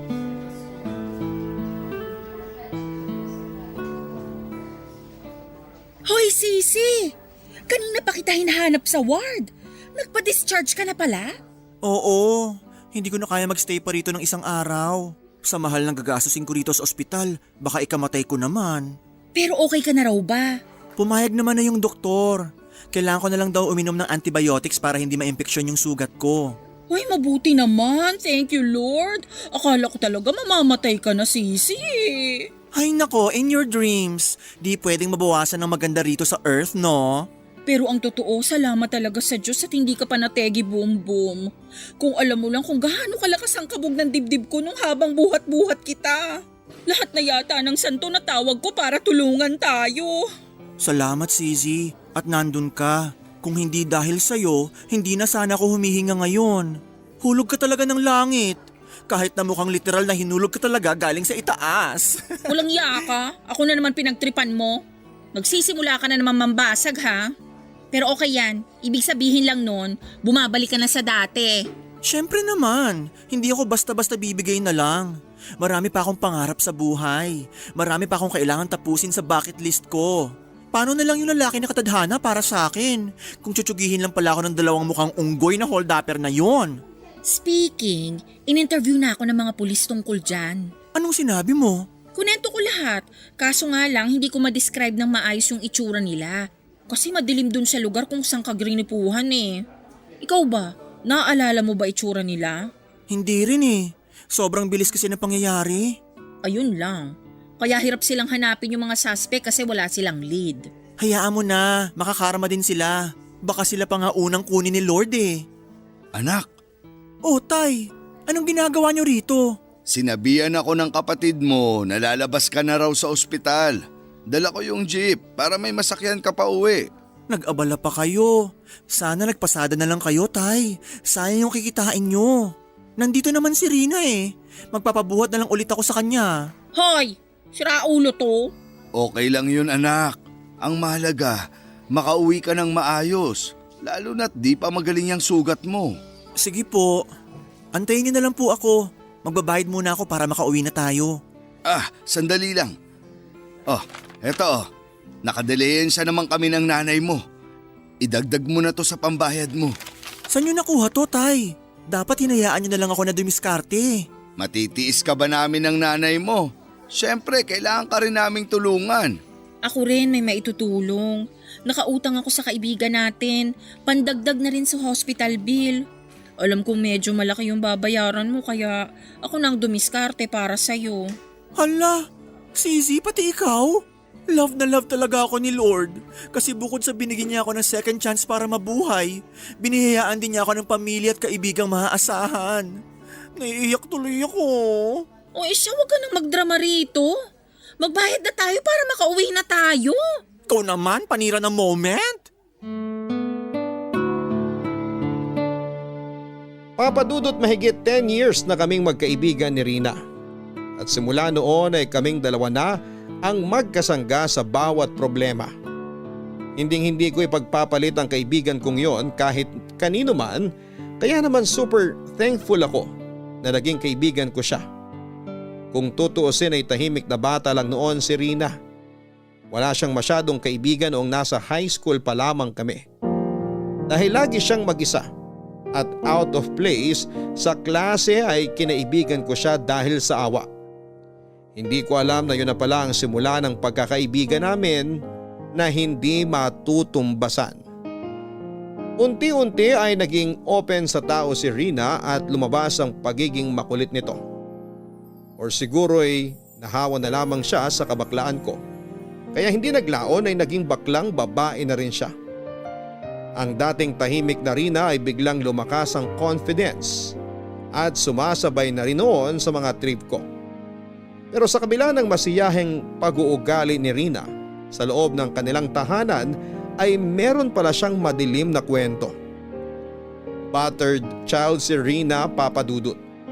Palagi siya noong binubugbog ng tatay niyang lasinggero. Tuwing natatalo ito sa sugal ay kay Rina niya ibinubuhos lahat ng frustrations niya. Wala namang magawa ang nanay niya dahil maging ito ay takot din sa kanyang asawa. Mas lalo akong naawa sa buhay ng kaibigan ko. Kaya simula noon ay pinangako ko sa sarili ko na aalagaan ko siya. Kung mahirap na ang buhay namin, mas mahirap pa ang buhay nila Rina, Papa Dudut.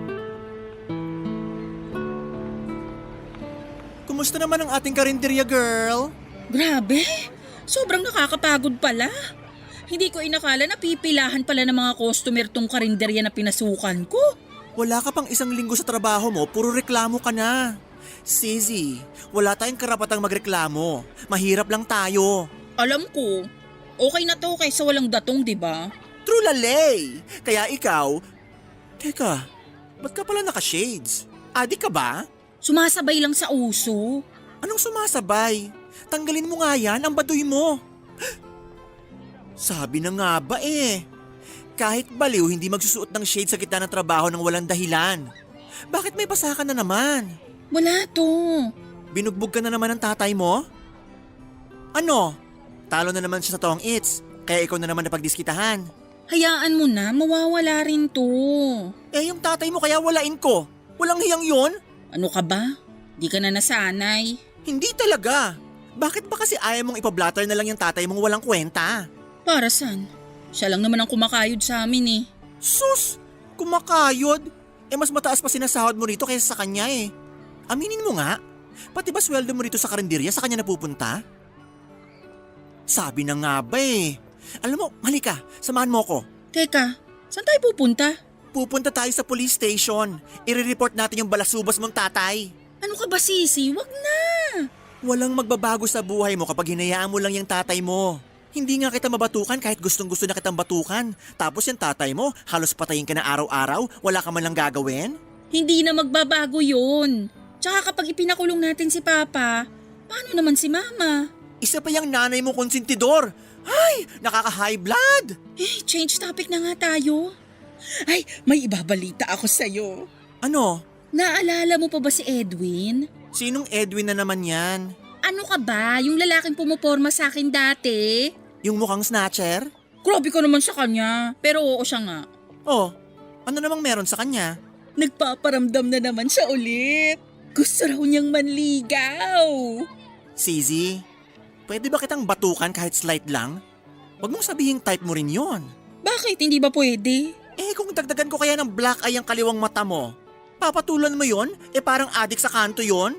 Ikaw talaga yung bunganga mo ha, minsan walang preno eh. Mabait na tao naman si Edwin. Ay, ewan ko sa yung babaita ka. Bahala ka sa buhay mo. Gusto ko lang naman sumaya, pagbigyan mo na ako. Basta, sinabi ko na yung sinabi ko. Kapag yung lalaking yan pinaiyak ka, huwag kang tatakbo sa akin ha. Di naman niya gagawin sa akin yun. Kilala ko na si Edwin. Hindi niya ako paiiyakin. Bahala ka nga. Sino ba naman ako para pagkaitan ka ng ligaya? Gora na, kung dyan ka masaya.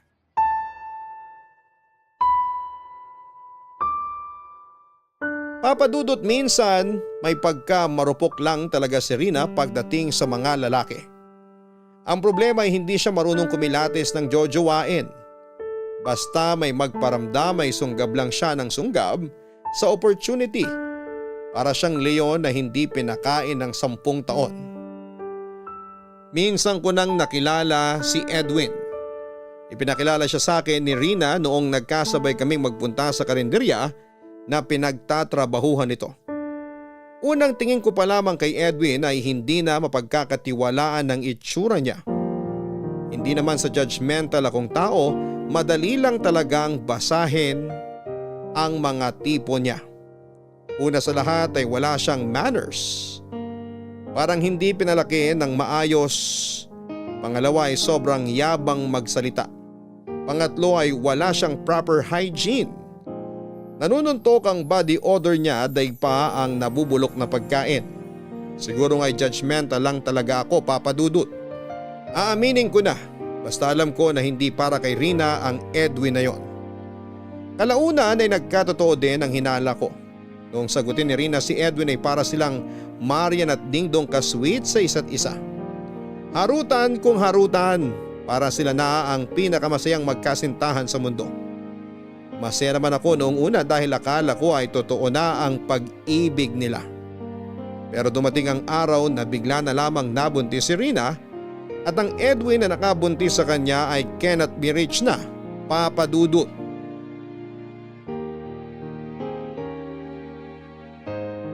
Takot na takot at umiiyak noon si Rina na lumapit sa akin matapos itong makumpirma na buntis nga siya. Saya dapat ang dulot ng pagkakaroon ng baby pero sa sitwasyon ni Rina ay hindi niya magawang maging masaya. Nung nalaman daw kasi ni Edwin ang kalagayan ni Rina ay bigla na lamang itong naglaho na parang bula. Sinikap pang hanapin ng kaibigan ko ang nobyo niya pero hindi na ito muling nagpakita pa. Pinagtaguan siya at pati cellphone number nito ay nagbago. Sa huli ay tama nga ang naging hinala ko kay Edwin, Papa Dudut. Hindi siya maasahan at wala siyang kwenta dahil iniwan niya si Rina habang nagdadalang tao ito. Pilit na itinago ni Rina ang estado niya. Nung unang 3 buwan ng kanyang pagbubuntis ay ako lamang ang nakakaalam nito. Once kasi na malaman ng tatay ni Rina ang sitwasyon niya ay tiyak na hindi lang bugbog ang sasapitin nito mula sa kanyang ama. Si Rina na lamang kasi ang inaasahan ng pamilya niya pagdating sa pera noon. Nawala ng trabaho ang tatay niya dahil nalulong ito sa sugal samantalang hindi man lang nag-e-effort ang nanay niya para maghanap ng trabaho. Ilang buwan din naming naitago ang baby sa tiyan ni Rina. Kaso nga lang noong lumobo na ito ay doon na lumabas ang katotohanan. Unang napansin ng nanay ni Rina ang lumalaking tiyan niya. Nagrason si Rina na tumataba lamang siya kaya lumaki ang tiyan niya. Pero hindi naniwala ang kanyang nanay, Papa Dudut. Alam kasi nito kung ano ang itsura ng tiyan ng buntis dahil pinagdaanan niya ito. Akala ni Rina ay magiging kakampi niya ang kanyang ina pero nang makumpirma nito na buntis nga si Rina ay agad na nagsumbong ang nanay niya sa kanyang asawa. Doon na dinanas ni Rina ang galit at bagsik ng kanyang lasing na tatay, Papa Dudut.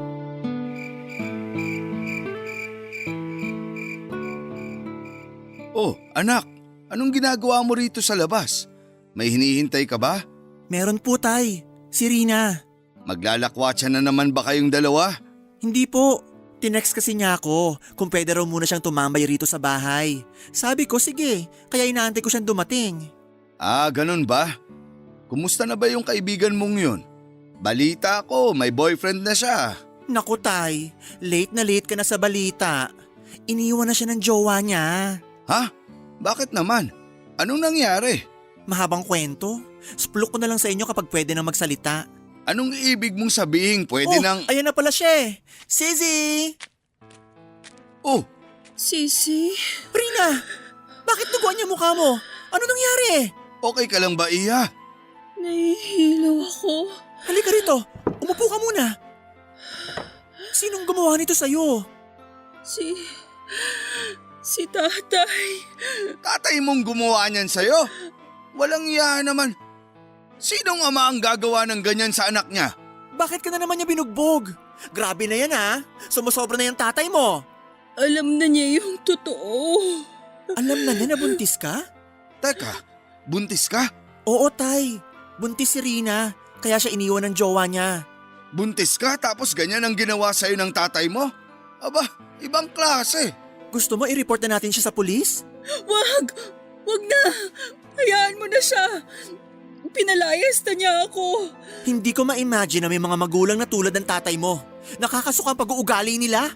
Kung pinalayas ka sa bahay nyo, saan ka na ngayon titira? Yun na nga po ang hindi ko alam eh. Kung pwede, dito na sana muna ako mag-overnight. Kahit dito ka na tumira, CZ, okay lang. Mas maganda na yon kaysa magstay ka pa dun sa bahay nyo. Palagi ka na lang nilang sinasaktan. Hindi na pamilya na matatawag yon. Tama, dito ka na lang muna sa amin. Mas ligtas ka rito. Basta wag lang susugod-sugod yung tatay mo dito sa pamamahay ko. Kasi hindi ko aatrasan yon. May itak ako dyan sa loob. Hahabulin ko sila ng taga kapag nagkataon. Go, tay, ipaglaban mo yan. Grabehan na tong ginagawa nila sa CZ ko.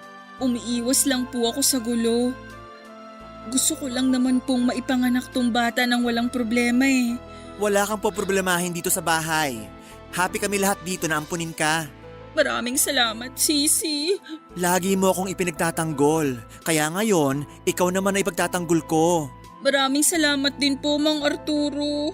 Walang anuman. O siya, sige na. Pumasok na tayo sa loob para magamot na natin yung mga sugat mo. Masakit ba? Siyempre, Sisi, masakit. Physically at emotionally. Tara na sa loob. Diyos mio ka, pinag-aalala mo ko.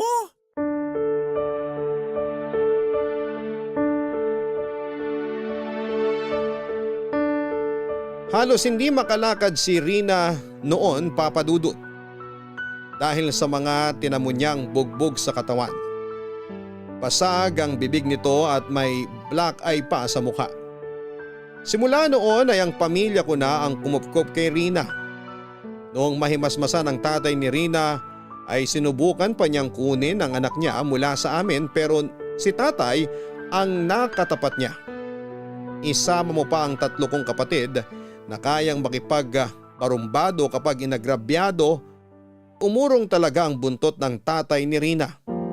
Isa pa ay nasa 8 gulang naman na ang best friend ko para mag-decide kung saan niya gustong tumira, at mas pinili niyang sumama sa amin para sa kapakanan ng anak niya.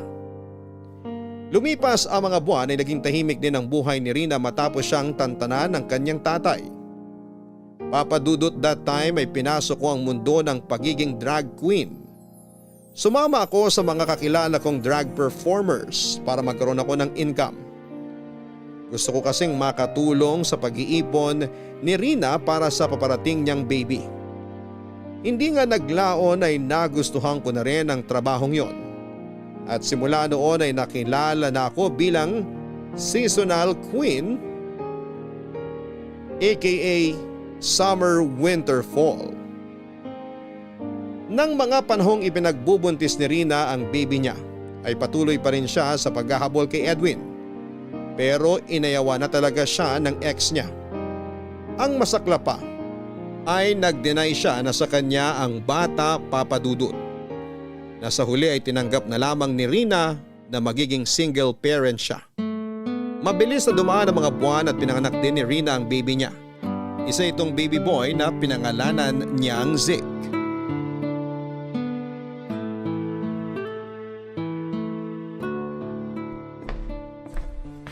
Nasaan na si Baby Zeke?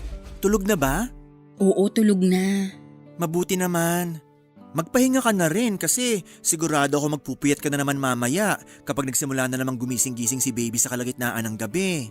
Lalabas sana ako eh. Kung pwede, ikaw muna tumingin kay baby. Oo, sige, Gora. Bakit?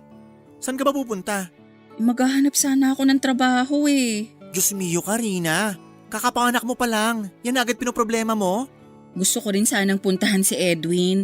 Ibabalita ko sa kanya na nanganak na ako. Edwin?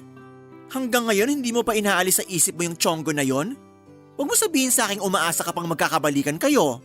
Baka lang magbago ang isip niya kapag nakita niya si Baby Zeke. Sisi, grabe. Paano ba kita naging kaibigan? Ikaw ba presidente ng mga samahan ng mga marurupok? Bakit hanggang ngayon hindi ka pa rin nakaget over sa lalaking yon? Ano bang meron sa Edwin na yan? Tatay siya ng anak ko, Sisi. Oh, ano ngayon? Tatay na walang kwenta tulad ng tatay mo.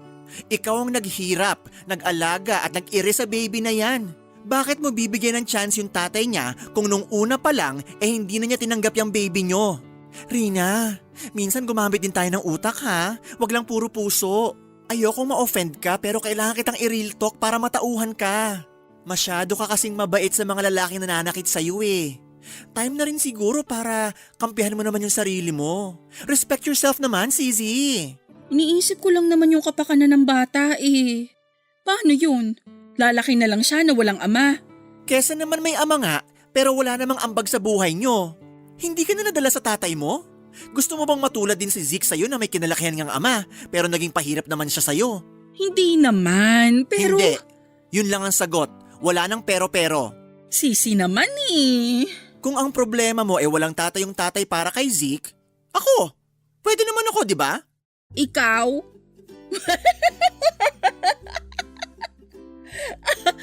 Mas babae ka pa nga sa akin eh. Paano kanya ituturing na tatay? Ano ngayon? Wala sa itsurang pagiging magulang. Pwede ako maging ama kung gugustuhin ko. Ay nako, kung ano-anong sinasabi mo. Seryoso ako. Gusto ko maging ama kay Zeke kung okay lang sa'yo. Kesa naman sa Edwin na yon, ako na lang. Sigurado ka ba? Kahit hindi mo siya anak? Oo naman. Kailangan ba maging kadugo ko si Zeke para maging tatay niya ako? Hindi naman. Pero gusto ko lang masigurado na handa ka dun. Kasi hindi madali ang gusto mong mangyari. Madali lang yan. Pumayag ka lang tapos ipakilala mo ko sa lahat na tatay ni Zeke. Total, wala namang iba nakakaalam na si Edwin na nakabuntis sa'yo, di ba? Ako, ikaw, pamilya ko at pamilya mo lang ang nakakaalam ng totoo. Hindi alam ni na tatay. Hindi ko sinabi sa kanila. Eh di mas maganda. Ako na lang palabasin mo na nakabuntis sa'yo. Seryoso ka ba talaga? Aakuin ko si Zeke. Ako magpapakaama para sa kanya. Ano, papayag ka ba? O sino ba naman ako para humindi? Hindi naman kita pinipilit. Kung sakali mang gusto mong ipakilala si Edwin na ama ng bata, wala din naman ako magagawa tungkol doon. Hindi. Tama ka. Mas mabuti na lang na ikaw ang kilalaning ama ni Zeke kesa kay Edwin. Maraming salamat, Sisi. Walang anuman. Basta ikaw.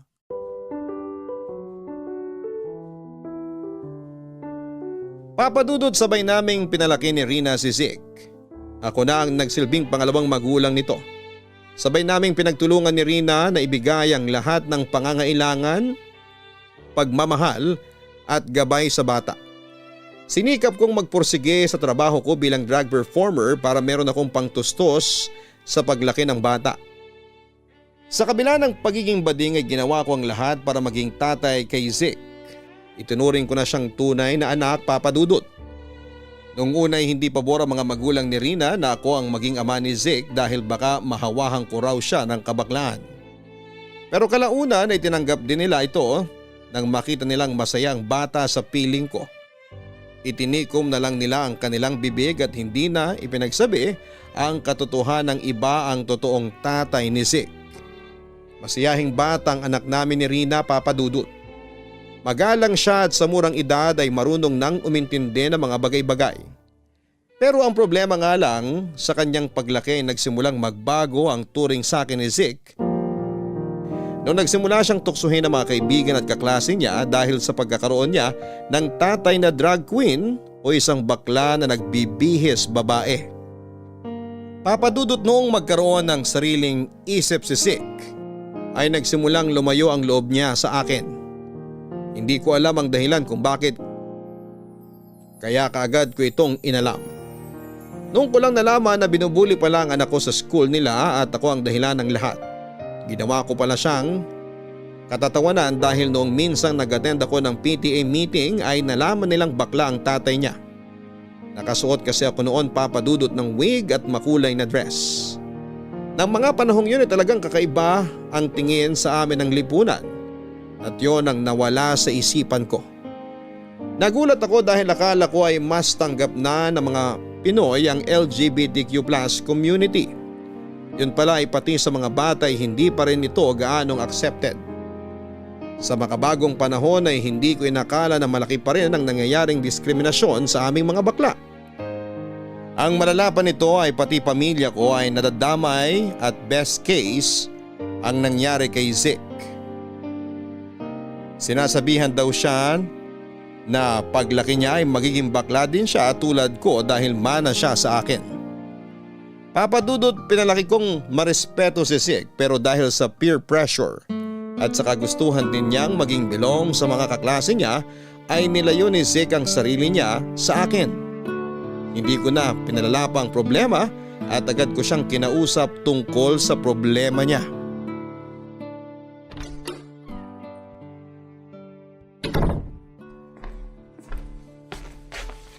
O Zik, tapos ka na bang makipaglaro sa labas? Opo, Papsi. Halika rito, nood tayo. May nakita akong magandang pelikula. Antayin lang natin si Mamsi mo. Nagluluto siya ng popcorn. Kayo na lang po. Maliligo lang muna ako. Mamaya na, halika rito. Tabihan mo si Papsi. Sige na nga. Oh, bakit naman parang galit? Ayaw mo bang makabanding Papsi mo? Ayoko po kasing manood. Ito naman, nagbinata ka lang, ayaw mo na akong makasama. Akala mo ba di ko napapansin na lumalayo ka na sa akin? Ano bang problema? Dali, magkwento ka. Wala po. Meron eh. Feel ko. Sige na, sabihin mo na. Bakit po kayo bakla? Ha? Bakit mo naman natanong yan? Curious lang po ako. Hindi ba pwede maging tulad na lang kayo ng ibang tatay? Bakit? Ano bang mali sa pagiging bakla? Meron ba? Nakakaiya po kasi na nagsusuot kayo ng pambabaeng damit kahit na lalaki naman kayo. Alam mo anak, ang tawag sa ginagawa ko, self-expression. Walang mali doon. Pinagtatawanan kasi ako sa school dahil sa inyo eh. Ayaw na lang makipag-friend sa akin kasi baka mahawaan ko raw sila ng kabaklaan kasi bakla kayo. Grabe naman yung mga batang yan. Nandyan naman po kasi si Ma'am Sirina na babae eh. Bakit pati kayo kailangan maging babae rin? Hindi ba pwedeng lalaki na lang kayo? Anak, ganito kasi yun. Basta! Ayoko po sa tatay na bakla. popcorn. Maiwan ko na po kayo. Sandali lang Ozzy, anak. Nandiyan ka na pala. Gusto mo na ba ng... Saan ka pupunta? Pupunta na po ako sa kwarto. Anong nangyari dun? Ayun, hindi maganda yung mood. Binubuli ata sa school nila dahil sa akin. Dahil sa'yo? Ano ba ginawa mo? Wala akong ginawa. Ako mismo yung problema. Hindi ko maintindihan. Kasi bakla ako. Binubuli yung anak natin kasi raw nagdadamit babae yung tatay niya. Para dun lang? Teka ha, kakausapin ko yung batang yon. Wag na, hayaan mo na siya. Bata lang yon. Hindi pa sila ganong nakakaintindi sa mga gantong klaseng bagay. Kaya nga kailangan nating i-explain sa kanya. Hayaan mo na lang muna. Baka mas lalo lang yun magalit kapag siya pang ginawa nating kontrabida. Mali naman kasi yung mindset niya. Dapat... Shh! Ako nang bahala kay Zeke. Ano namang gagawin mo? Ako na lang mag-a-adjust. Paano mag-a-adjust? Basta. Amin na yung popcorn, manood na tayo. Paano si Zeke? Hayaan mo na lang muna siyang mapag-isa. Sige, sabi mo eh.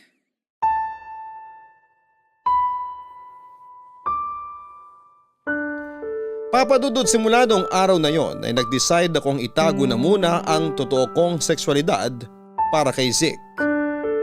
Mabigat man para sa akin ay itinigil ko ang pagbibihis babae, nagpagupit ako ng buhok at itinapon ko na ang mga makeup ko at binago ang sarili ko.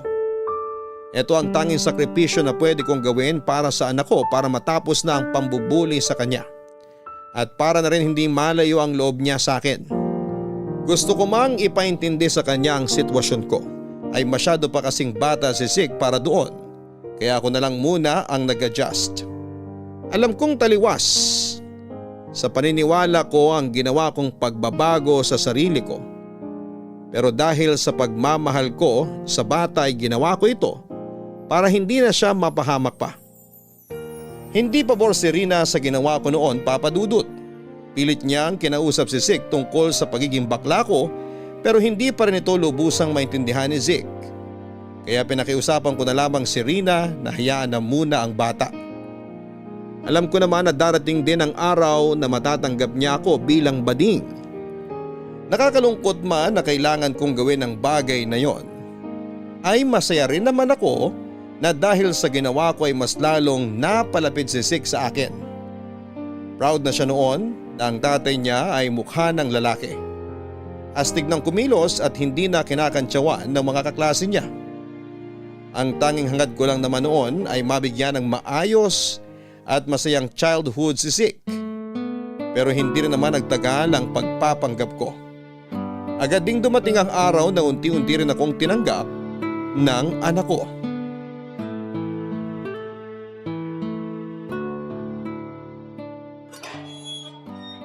Ayan na siya!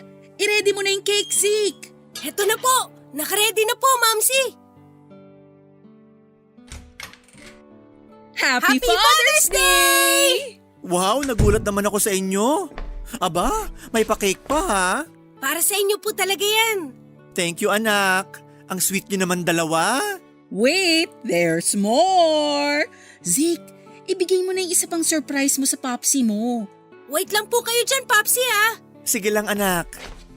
Father's Day pala ngayon? Hindi ko man lang namalayan. Eh paano, subsub ka kasi sa trabaho. Siyempre, baguhan pa lang ako sa opisinang pinasukan ko. Kailangan ko magpa-impress. Hindi naman tulad dati na talent lang ang puhunan ko sa pagda-drag queen. Hindi mo ba namimiss yung dating ikaw? Yung pagsusuot ko ng pambabaeng damit? Siyempre namimiss. Pero bilang magulang, kailangan nating magsakripisyo para sa mga anak natin. Maraming salamat, Sisi, at ganito kalaki ang pagmamahal mo kay Zeke. Anak ko yan eh.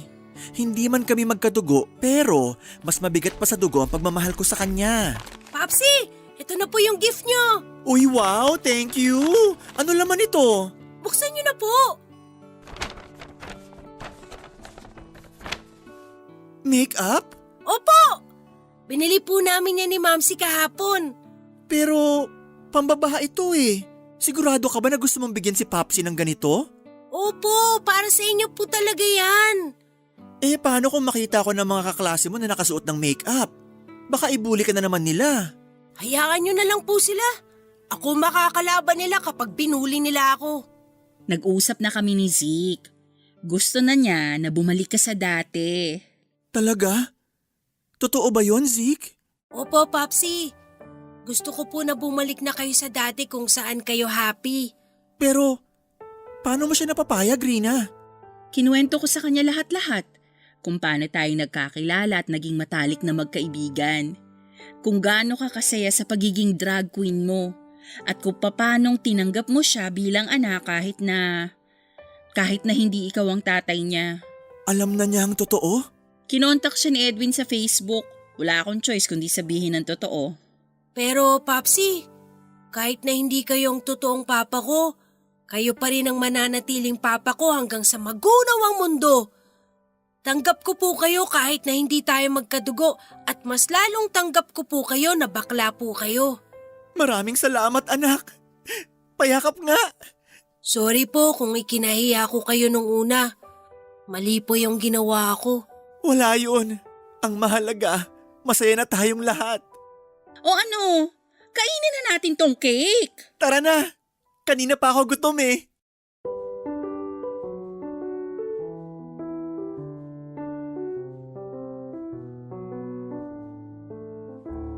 Yun na siguro ang pinakamasayang araw ng buhay ko, Papa Dudut. Ang tanggapin ako ng anak ko tulad ng pagtanggap sa akin ng pamilya ko. Hindi man nang galing sa akin si Zeke ay itinuring na namin ang isa't isa bilang tunay na mag-ama. Matapos makilala ni Zeke ang totoo niyang tatay ay hanggang doon na lamang ang naging relasyon nila. Bilang isang ama ay iniwan ang kanyang anak. Hindi raw ako ipagpapalit ni Zeke kahit pa sa biological dad niya at masaya ako sa naging desisyon na yon ng anak ko. Isa pa ay ayaw na rin tanggapin ni Rina si Edwin sa buhay niya. Para maging anak ko na ng tuluyan si Zeke ay iniligal na namin ni Rina ang lahat.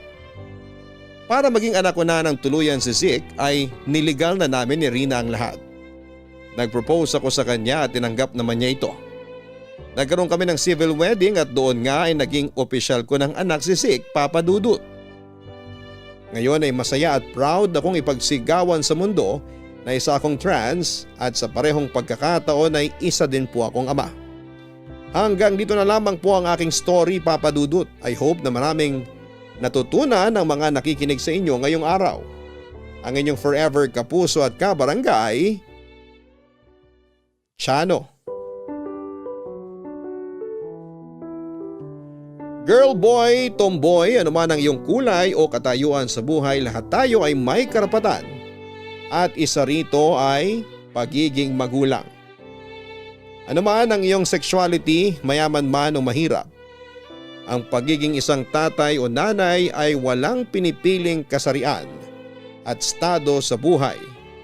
Ang importante ay masuportahan at maturuan natin ang wasto ang bawat bata para sa makabagong henerasyon na kanilang bubuin. Hanggang sa muli, ako po si Papa Dudut sa mga kwento ng pag-ibig, buhay at pag-asa sa Barangay Love Stories number 1. Sabay-sabay nating pakinggan ang iyong kwento ng pag-ibig, buhay at pag-asa. Ipadala lang sa barangaylovestories@yahoo.com. Nagustuhan ng iyong napakinggan? Ituloy yan via live stream sa www.gmanetwork.com/radio. Ang mga kwento ng pag-ibig, kwento ng buhay at kwento ng pag-asa dito sa Barangay Love Stories. Love Stories.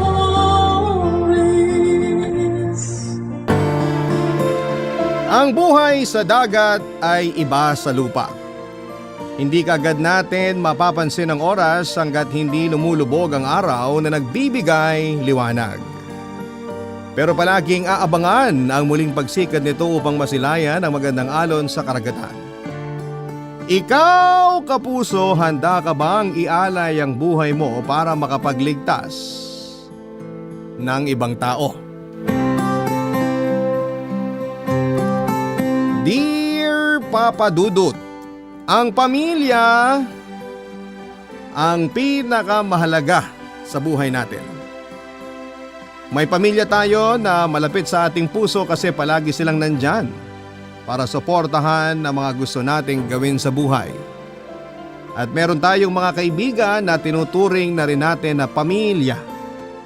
Hindi lang dahil sa pagiging malapit natin sa kanila, kung hindi dahil pinaparamdam nila sa atin na parte na tayo ng kanilang buhay. Hi Papa Dudut, kumusta po kayo? Tawagin niyo na lamang po ako sa pangalang Jerry, 42 years old, dating seafarer at isang masugid ninyong taga-pakinig dito sa Mindoro.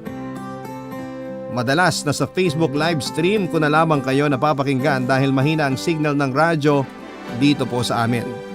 At na-inspire ako na sumulat para magbahagi ng aking sariling kwento ng buhay. Nagkakilala nga pala kami ng asawa kong si Nika sa dating factory na pinagtatrabahuhan ko. Siya ang una at huli kong naging nobya dahil hindi rin talaga ako mahilig makipagrelasyon. Ang focus ko noon ay makapagtrabaho para makatulong sa pamilya ko. At nang meron na ring sari-sariling pamilya ang mga nakababata kong kapatid ay doon ako nag-decide na oras na para pakasalan ko naman si Nika. At kami naman ang bumuo ng sarili naming pamilya. May sarili na kaming bahay noon at parehong nagtatrabaho. Ilang taon ang lumipas pagkatapos naming ikasal ay nagkaroon kami ng 4 na anak.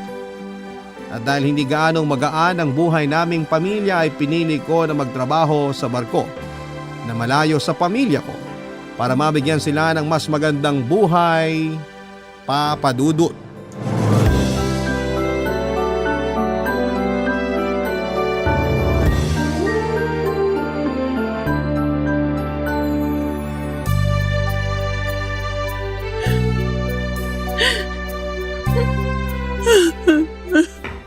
Mika, nakita mo ba yung pantalon ko na kulay pula? Isasama ko sana sa... Oh, umiiyak ka ba? Hindi. Hindi raw pero namumula yung ilong at mga mata mo. Ay, kaya pala habang nag-ayos ako ng mga gamit sa maleta sa kwarto, bigla kang nawala. Nandito ko pala sa kwarto ng panganay natin. Sorry. Alam ko na nangako ko sa'yo na hindi na ako iiyak pero ang hirap pala. Ang hirap pigilan ng sarili ko na malungkot kasi aalis ka na. Babalik naman ako, Nika. Babalikan ko kayo ng mga anak natin. Paano kung matukso ka habang nasa malayo ka? Ang sabi ng mga kapitbahay natin, lapitin daw sa tukso mga lalaking nagtatrabaho sa barko. At naniwala ka naman sa kanila.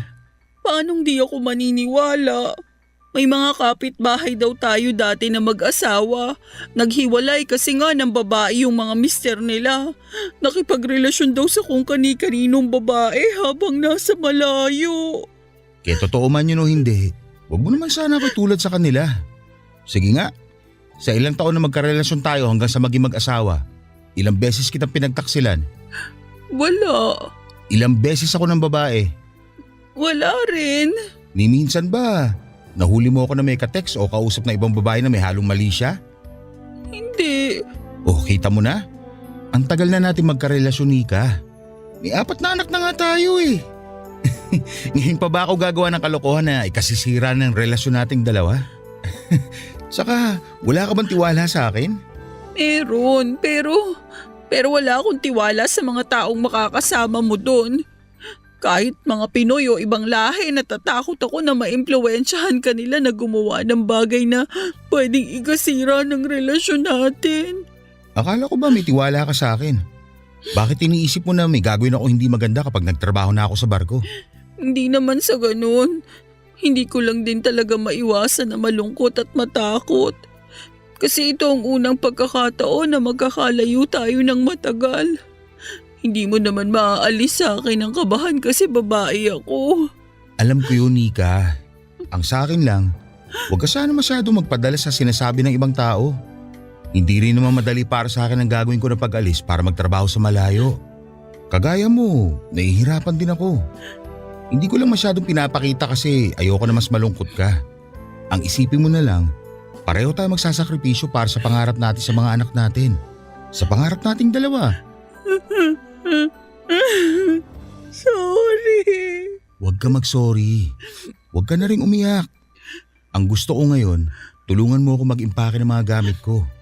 Ang kalat na kasi sa kwarto natin. Ikaw lang naman ang makakapag-ayos nun sa totoo lang. Hindi kasi talaga ako masyado marunong magtiklop eh.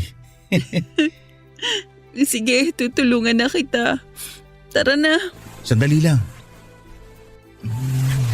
Oh, bakit mo ako niyayakap, Cherry?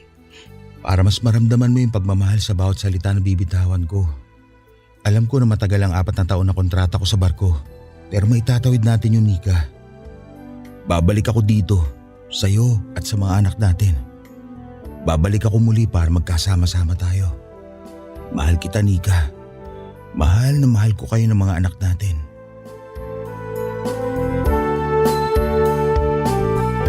Papa Dudut, meron akong kamag-anak noon na nagtatrabaho sa barko kaya kahit na ilang buwan lamang ang naging training ko ay kagad ako nagkaroon ng opportunity na makapagtrabaho doon.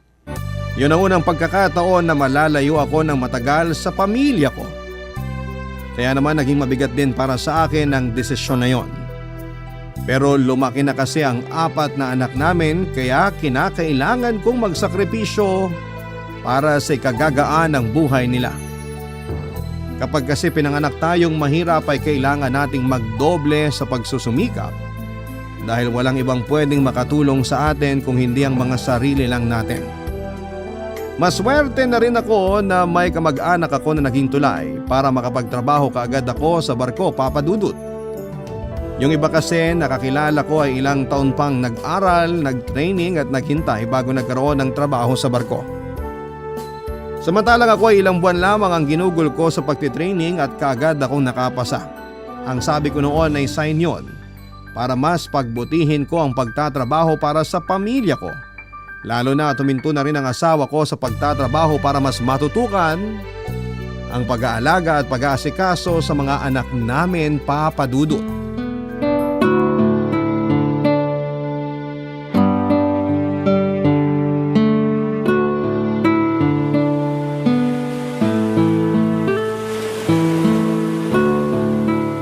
Buti nakatawag ka na. Lunch break ko kasi tsaka medyo okay ang signal ng internet dito sa barko ngayon. Andito ako sa kantin. Teka, bakit parang pumapayat ka? Hindi naman. Sakto lang. Pumapayat ka talaga. Halos 1 linggo lang tayong hindi nakapag-video call. Nangayayat ka na kaagad. Pasensya na. Mahina kasi talagang internet dito sa dagat. Kaya hirap ako makatawag sa'yo. Oh, kamusta naman kayo dyan mga anak natin? Ayos naman kami kahit paano. Yung panganay lang natin palaging nagtatanong kung kailan ka raw ba uuwi. Ano namang sagot mo? Ang sabi ko matagal pa, tapos ayun, naiyak na lang siyang bigla kasi namimiss ka na raw niya. Mabuti na lang tumahan siya nang sabihin ko na marami kang pasalubong sa kanya kapag nakauwi ka na. Dadalhan ko talaga na maraming pasalubong ang mga anak natin pag uwi ko dyan. Ikaw ba? Anong gusto mong pasalubong? Alam mo naman kung anong gusto ko, Jerry eh. Sapatos? Hindi. Bag? Mas lalong hindi kasi hindi naman ako mahilig sa mga bag. Ano palang gusto mo? Isa lang naman ang gusto ko. Ang umuwi ka para makasama ka na namin ng mga anak natin. Miss na kasi kita eh. Ako rin. Sobrang miss na kita. Yung mga yakap mo sa akin, pag-aasikaso mo, saka… Nika? Naririnig mo pa ako? Hindi ka na kasi gumagalaw eh. Ay, nawalan na naman ang internet dito sa barko. Nakakainis naman oh. Misa ko na nga lang makausap ang asawa ko tapos mapuputol pa kagad. Ay. Mahina talaga ang signal ng wifi sa parte na to ng dagat. Alam ko naman yun, Mike. Hindi ko lang maiwasan na mainis kasi misa ko na nga lang makausap ang asawa ko tapos mapuputol pa agad. Kaya nga kailangan na masanay ka na. Eto, bottled iced coffee para kahit paano mabawasan ang lungkot na nararamdaman mo. Medyo narinig ko kasi usapan yun ng asawa mo. Kaya alam ko na malungkot ka ngayon. Ay, salamat ah. Ang hirap malayo sa mga mahal natin sa buhay, no? Sobra, bro.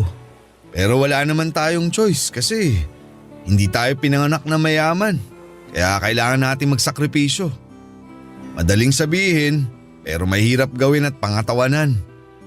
Isipin na lang natin na ginagawa natin to para sa pamilya natin. Okay lang naman ang malungkot. Parte ng buhay yun eh. Basta kailangan pagdating sa trabaho natin, maayos lahat at hindi naapektuhan. Kasi yung trabaho natin ang magbibigay ng maayos na buhay sa pamilya natin. Salamat sa mga sinabi mo, Mike. Napagaan mo ang loob ko kahit papano. Wala yun. Nakaka-relate din naman kasi ako sa lungkot na nararamdaman mo ngayon. Basta, kapag kailangan mo ng kausap, nandito lang ako lagi para makinig. Sa isang international cargo ship kaagad ako nakasakay at nagkatrabaho papadudot. Ballast control operator ang aking trabaho noon. Kaya naman ilang taon talaga ang aabutin bago ako muling makauwi sa pamilya ko. Akala ko nga ay hindi ako masasanay na mapalayo sa kanila. Kasi noong unang mga buwan na nakaka-video call ko ang asawa kong si Nika ay palagi akong naluluha talaga. Sentimental pa naman akong tao kaya sadyang mababaw ang mga luha ko. Nagwo-worry ako na baka pag-uwi ko ay hindi na ako makilala ng mga anak ko. Baka mawala na ang pagmamahal sa akin ng asawa ko. At baka masira ang relasyon namin dahil sa pagtatrabaho ko sa malayo. Tapos may mga oras din na mahina ang signal ng wifi sa barko kapag nasa gitna na kami ng dagat. Inaabot pa madalas ng ilang araw yon kaya matagal kaming hindi nagkakausap ng asawa ko. Pero malaki naman ang tiwala namin ni Nika sa isa't isa. Marami kaming pangako na sabay naming tutuparin. Mga pangako na para sa mga anak namin. Kapag nakikita niyang nahihirapan at nalulungkot ako habang magka-video call kami, pinapaalala niya sa akin ang mga magagandang plano namin sa oras na makaipon na ako at makauwi sa Mindoro. Yung pagpapaayos namin sa maliit naming bahay. Planong pagbili ng lupa para maging taniman ng gulay. Pagpapatayo ng tindahan para kay Nika at kung ano-ano pa. Ang sabi ni Nika ay pareho kaming nahihirapan kaya kailangan na pareho kaming magpakatatag para sa pamilya namin, Papa Dudut. Barangay Love Stories. Barangay Love Stories. Papa Dudut, si Mike ang isa sa mga naging malapit sa akin na katrabaho ko kasi kasama ko rin siya sa kwarto. Madalas ko siyang kakwentuhan tungkol sa buhay-buhay. Magaan siyang kausap at napapagaan ng mga payo niya ang loob ko. Nakakatuwa kasi pinapaalala niya rin sa akin ang dahilan kung bakit ako nagsasakripisyo para magtrabaho sa malayo. Pareho kasi kami nagtatrabaho para sa pamilya namin. Kaya kailangan nagayahin ko raw siya na palaging pilit na nilalabanan ang lungkot at pagka-homesick. Papa Dudut, totoo pala talaga yung naririnig ko na lapitin daw sa tukso ang mga taong nagtatrabaho sa barko, lalo na yung mga lalaki. Kapag kasi dumadaong kami sa isang bansa para magpahinga, para sa susunod na biyahe namin ay madalas akong niyayaya ng ibang katrabaho ko na pumunta sa mga kilalang bar sa lugar na yon.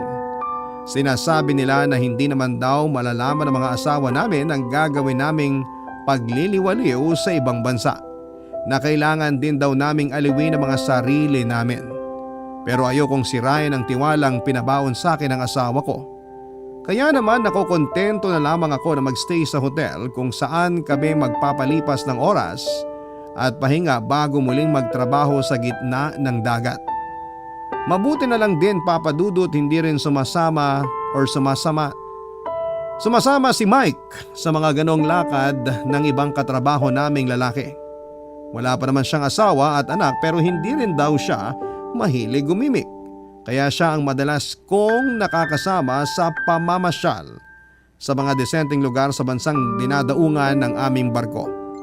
Ganun po ang naging routine ng pagtatrabaho ko ng ilang taon sa dagat, Papa Dudut, hanggang sa hindi ko namalayan na mahigit 4 na taon na pala akong napalayo sa pamilya ko, Papa Dudut.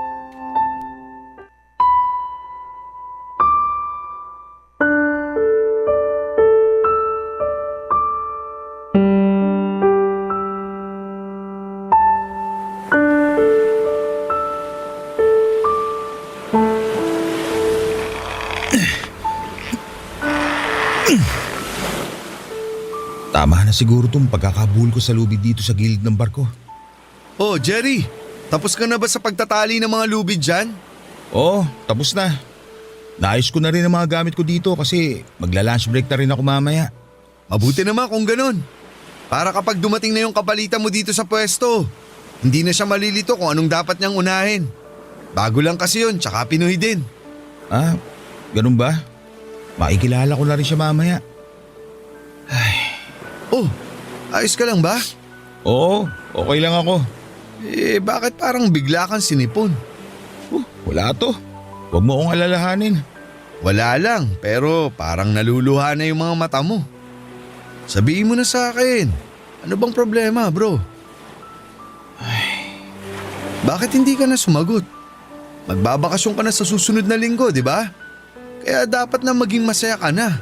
At ihanda mo na rin ang sarili mo. Kasi makikita mo na ulit ang pamilya mo. Ayun na nga eh. Hindi natuloy yung bakasyon ko sa Pilipinas. Ha? Bakit naman? Nagkasakit kasing isang ballast control operator na dapat papalit sa akin para makapagbakasyon ako. May tuberculosis daw siya kaya ilang linggo siyang hindi makakapasok para magpagaling. Pwede ka namang maghanap ng ibang ballast control operator na pwedeng pumalit muna sa'yo, di ba? Sayang din kasi yung mga inipon mong pera pambakasyon. Saka, nakwento mo na nakaanda na rin halos mga gamit mo. Handa na talaga lahat pero kahapon nga, kinausap ako ng bisor natin. At sinabi niya na hindi ako pwede magbakasyon, walang papayag na sumalo ng mga trabaho ko. Di ako na lang ang sasalo. Ha? Sigurado ka? Oo naman. Naikutan ko na halos lahat ng trabaho dito sa barko. Kaya alam ko na galawan sa trabaho mo. Pero 2 buwan ka mawawalan ng day off. Saka magkakaroon ka pa ng 15 hours duty dito sa barko kapag sinalo mo yung duty ko. Ayos lang yun sa akin. Kasi sanay naman ako sa puyat at trabaho. Pero di ba dapat uwi ka rin sa Pilipinas sa susunod na buwan? Pwede ko namang i-reschedule na lang yun. Sasabihin ko lang sa nanay ko na magpapadala na lang ako ng sobrang pera para panggastos nila sa bahay. Manganganak na rin kasi yung isang kapatid ko kaya kailangan nila ng mas malaking pera. Kaya makakatulong din sa akin yung dagdag na duty ko sa trabaho. Ano, okay lang ba sa'yo? Siyempre naman, okay na okay sa akin. Ikaw na nga itong maaabala ko ng sobra dahil sa pabor na to eh. Salamat talaga, Mike. Wala yun. Para saan pa na naging magkaibigan tayo, di ba? May papasuyo lang din sana ako na maliit na pabor, kung okay lang. Ano yun bro? Sabihin mo lang sa akin. Pwede bang pakidala kay nanay yung ibang pasalubong ko sa kanila? Para sana hindi na ako gumastos sa pagpapadala ng package kung sakali. Sige ba? Walang problema. Ako pa mismo maghatid ng mga pasalubong mo sa bahay mo. Papadudot, sobrang natuwa ako nang sa wakas ay magkaroon ako ng schedule na makapagbakasyon sa Pilipinas. Mahigit 4 na taon na nga kasi akong nalalayo sa pamilya ko dahil automatic na nare-renew ang kontrata ko. Kaya naman nang magka-schedule ako na makapagbakasyon sa wakas ay sobrang pagtitipid at pag-overtime ang ginawa ko para makaipon ako noon. Alam ko kasi na malaki ang magagastos ko sa pag-uwi ko sa Pilipinas. Pero nang sabihin sa akin ng superior namin sa trabaho na hindi na ako pwedeng magbakasyon, ay sobra talaga akong nanlumo, Papadudot. Kasi ang tagal ko na rin gustong makasama at mayakap ang pamilya ko. Naiyak na nga rin si Nika nang sabihin ko yon sa kanya sa video call. Akala niya raw kasi ay muli na kaming magkakasama-sama kahit 2 buwan lang. Pero grabe ang tuwa ko sa naging suggestion ni Mike na payag siyang hindi mag-day off at saluhin ang shift ko para makapagbakasyon lamang ako, Papadudot.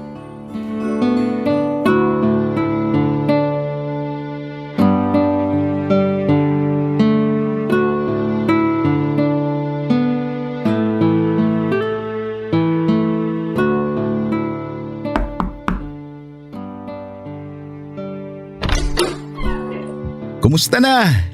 Jerry? Teka, nananaginip ba ako? Hindi ka nananaginip, Nika. Purutin mo nga ako kung talagang totoo nakaharap kita ngayon. Aray! Ang sakit naman ang pagkakapisil mo sa pisngi ko. Grabe ka naman. Para maniwala ka na totoong kaharap mo ng asawa mo ngayon. Grabe, nakauwi ka na nga asawa ko. Payakap nga ako. Ang sarap naman ng yakap ng asawa kong sobrang na-miss ko. Sobrang na-miss din talaga kita. Halika, pasok ka na. Ang dami mong dalang gamit at pasalubong ah. Marami talaga. Pero yung iba dyan, para doon sa pamilya ng kaibigan na bibisitahin ko. Wow! Ganito na pala itsura ng loob ng bahay natin. Palagi naman ako nagpapadala ng picture sa'yo, di ba? Oo, nagpapadala ka nga pero hindi ko akalain na ganito pala ang itsura niya sa personal. Hindi mo ba nagustuhan? Nagustuhan ko. Sobra. Ang ganda ng tiles ng sahig natin tapos ang ganda rin itong bagong sofa. May family picture pa tayo sa dingding oh. Pati na yung wedding picture natin naka-display din. Oh, yung kusina ang laki na. Kita ko na kagad mula dito sa sala. Grabe, sobrang laki ng ginanda nitong bahay natin. Mas matutuwa ka kapag nakita mo yung kwarto natin at kwarto ng mga anak mo. Gusto mo bang pumanhik sa taas? Mamaya na. Dito muna tayo sa sofa. Maupo tayo sandali. Mas gusto muna kita makatabi at makakwentuhan. Sige na nga, dito na muna sa tabi tong mga maleta mo ha. Sigurado akong magugulat din ang mga bata mamaya pag uwi nila galing school. Excited na rin kasi silang makita at mayakap ka. Ganon din ako. Sobrang miss ko na ang mga anak natin. Ay, ang laki na pala ng pinagbago talaga dito sa bahay natin. Siyempre, kasi gusto kong makita mo lahat ng napuntahan ng perang pinaghihirapan mo sa barko. Ito na yung bunga ng pagtitiis mo na magtrabaho sa malayo. Pagtitiis natin. Kasi pareho tayo nagsakripisyo para sa pangarap natin na maayos na tong bahay at buhay natin. Ay, hindi pa rin ako makapaniwala na katabi at kasama na kita ngayon. Maniwala ka na kung ayaw mong pisilin ko ulit yung pisngi mo. Grabe ka talaga sa akin. Pero paano ka ba nakauwi? Ang sabi mo kasi nung nakaraang linggo, hindi ka pinayagan ng bisor nyo sa barko. Pareho pa nga tayong naiyak habang nagvi-video call eh. Naalala mo si Mike? Yung una mong naging kaibigan sa barko? Oo, siya nga. Nang malaman niya na hindi ako makakauwi kasi nga nagkasakit yung dapat na re-relyebo sa akin. Sabi niya siya na raw munang sasalo ng mga trabaho ko. 2 buwan siyang walang day off. Tapos magtatrabaho siya ng 15 hours kada araw. Hala, buti okay lang sa kanya. Nagulat nga ako kasi siya pa talaga nagsuggest na sasaluhin niya ang duty ko. Dapat kasi uuwi rin siya sa susunod na buwan pero kinansel na lang niya. Kaya yung ibang gamit dyan na dala ko para yung sa pamilya niya sa Batangas. Pinasuyo niya na isabay sa mga iuwi ko dito sa Pilipinas. Pumayag naman ako kagad kasi yun na lang ang pwede kong gawin bilang pasasalamat sa kanya. Ang bait naman pala talaga ng kaibigan mo. Sobra! Parang ang siya na yung naging kapatid ko habang nagtatrabaho kami sa gitna ng dagat Kapag nalulungkot ako, siya ang madalas na nagpapalakas ng loob ko. Pinapaalala niya sa akin na may pamilya ako naghihintay dito sa Pilipinas na kailangan kong kayanin lahat para sa'yo at sa mga anak natin, Nika.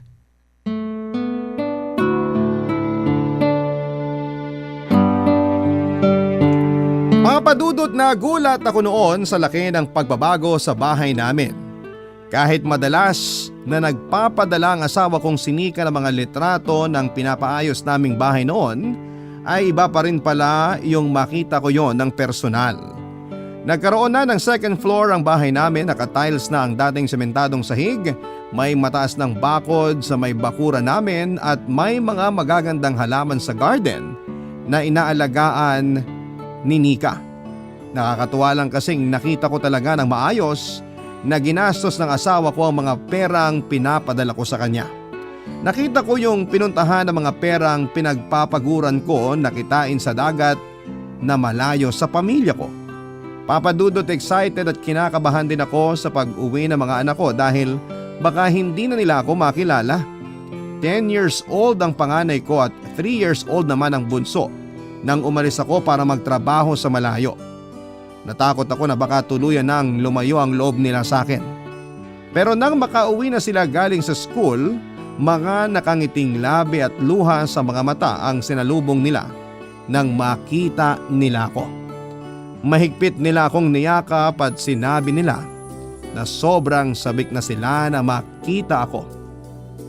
Hindi ko na rin tuloy napigilan pa ang sarili ko na maiyak ng mga oras na yon, Papadudot. Barangay Love Stories. Barangay Love Stories. Papadudot, kagaya ng inaasahan ko ay malaki-laki din talagang nagastos ko sa pag-uwi ko sa Pilipinas.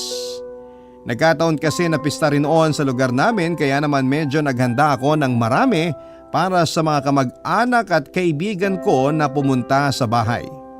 Buhay pa rin noon ang mga magulang ko at nagabot din ako ng pera sa kanila, pati na rin sa ibang kapatid ko. May mga pamangkin at inaanak din ako na inabutan ko ng pera kasi noon ko lang sila ulit nakita.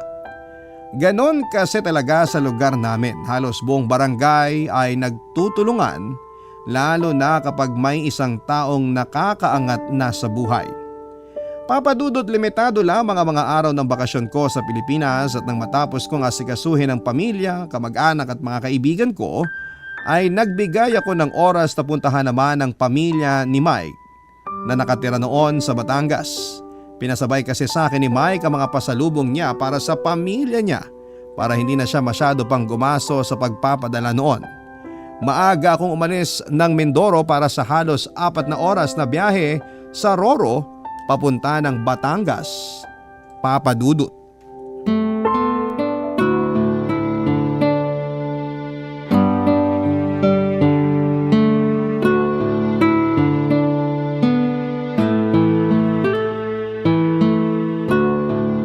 Ano, Jerry? Nakita mo na ba yung address na hinahanap mo?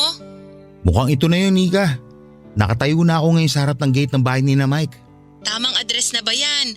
Baka mamaya maling gate na naman yung makatukan mo. Magkakamukha kasi yung bahay nila dito kaya medyo nalito ako. Nakakahiya tuloy doon sa unang gate na kinatok ko. Para kasing nagising ko pa yung matanda na nakatira doon. Pero sigurado na ako dito sa gate na to ngayon. Nakasulat na rin kasi dito sa gate yung eksaktong address ni na Mike. O sige, kumato ka na dyan para maibigay mo na yung mga pasalubong ng kaibigan mo sa kanila. Mag-iingat ka mamaya pag uwi mo dito sa bahay, ha? Okay, sige. Bababa ko na rin tong tawag, ha. Bye! Bye! Tao po! Tao po!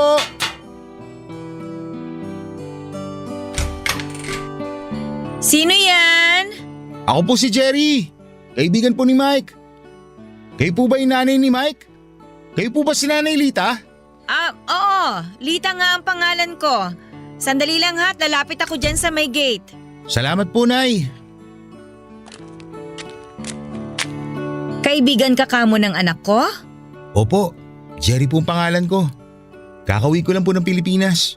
Bale, may pinapaabot po siya sa inyo na ilang pasalubong. Pinasabay niya po sa akin. May dala nga rin po pala akong kopya ng ID niya. Baka raw po kasi hindi kayo maniwala na kaibigan niya ako. Ito po oh. Kaibigan ka nga ng anak ko kasi alam niyang hindi ako basta nagpapapasok ng ibang tao dito sa bahay ko. Pero halika, pumasok ka na dito. Tutulungan na rin kita dyan sa mga dala mo. Kaya ko na pong bitbitin to. Makikibukas na lang po ako ng gate at pinto. Oo, sige.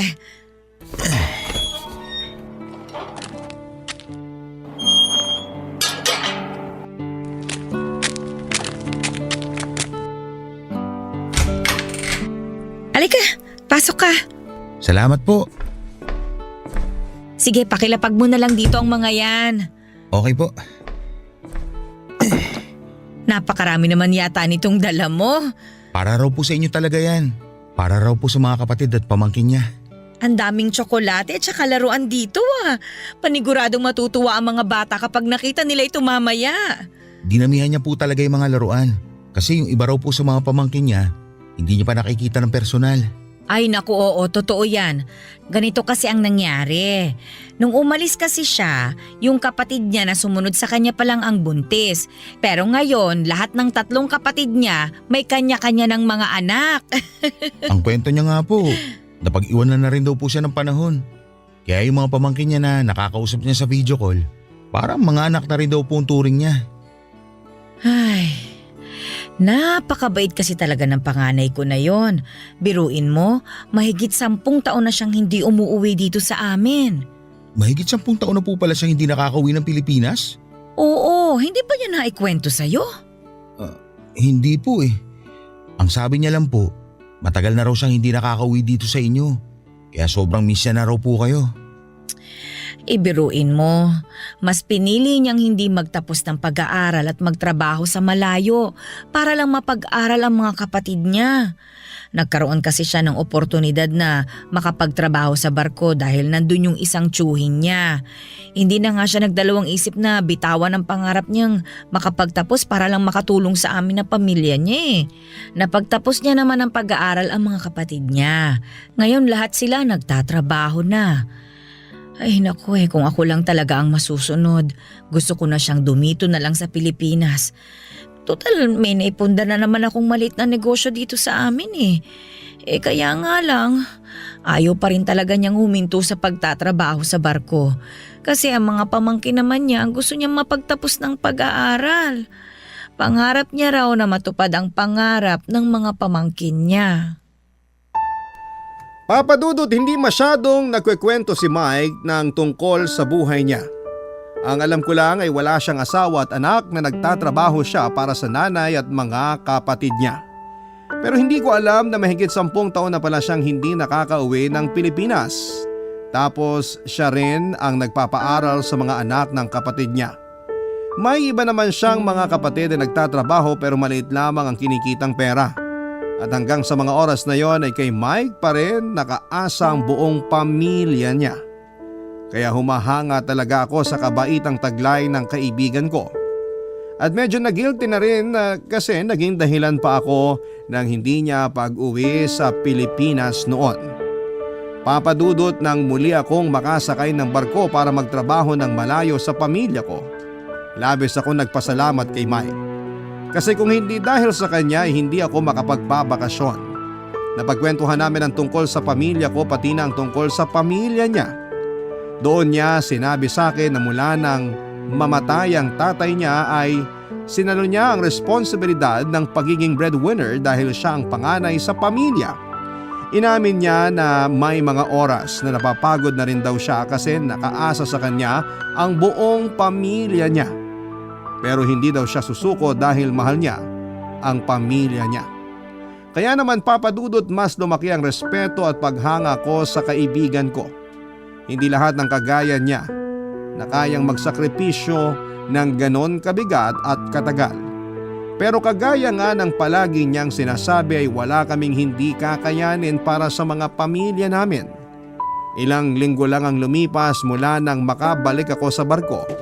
Tinangkaso ako ng malala dahil na rin siguro sa nabigla ang katawan ko sa pagpapalit ng klima ng panahon. Kinailangan ko na magpahinga ng isang buong araw sa kwarto ko sa barko at si Mike ang muling sumalo ng mga trabaho ko o papadudot.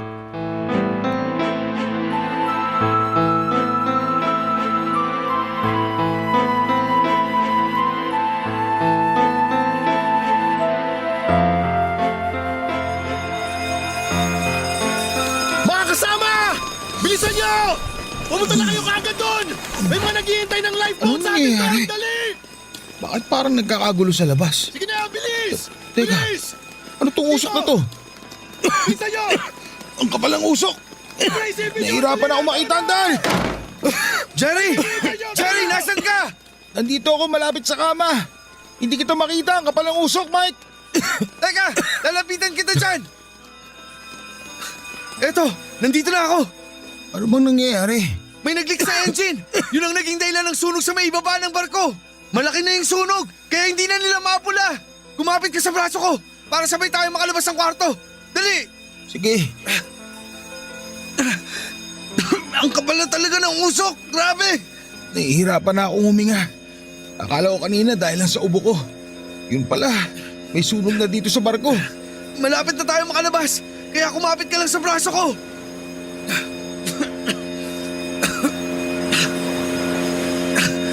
Jerry, nandito na tayo malapit sa deck ng barko. Ang kapal pa rin ng usok hanggang dito. Pero hindi na kasing kapal ng usok sa kwarto kanina. Medyo nakakahinga ka na ba ng maayos?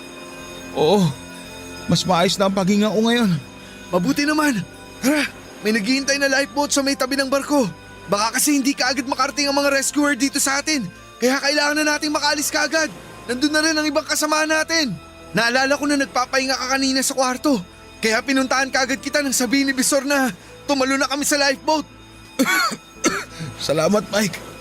Kung hindi dahil sa'yo, baka tuluyan na ako hindi nakalabas ng kwartong yun. Hanggang ngayon kasi, mabigat pa rin talaga ang pakiramdam ko. Alam ko, kaya pinuntahan kaagad kita. Kasi baka mahirapan kang makalabas ng kwarto. Mike, Jerry! Nandito pa pala kayo! Oo, pinuntahan ko kasi si Jerry sa kwarto para tulungan siya makalabas. Kaya pala bigla ka nilang nawala dun sa pila para sa mga tatalon sa lifeboat. Nakalabas na ba yung ibang mga kasama natin? Lalo na yung nandun sa may engine room. Nasa pinakababa kasi yung kwarto na yun.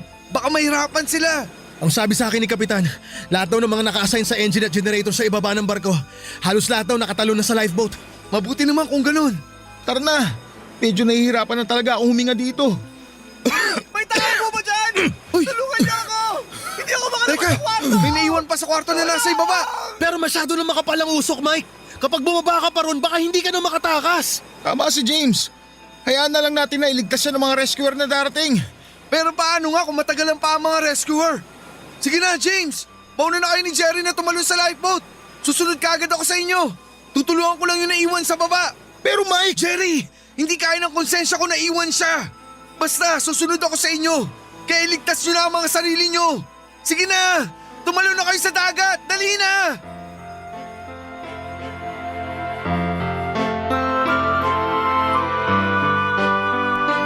Papadudot ng magkasakit ako sa barko ay pinilit ko po talagang magtrabaho.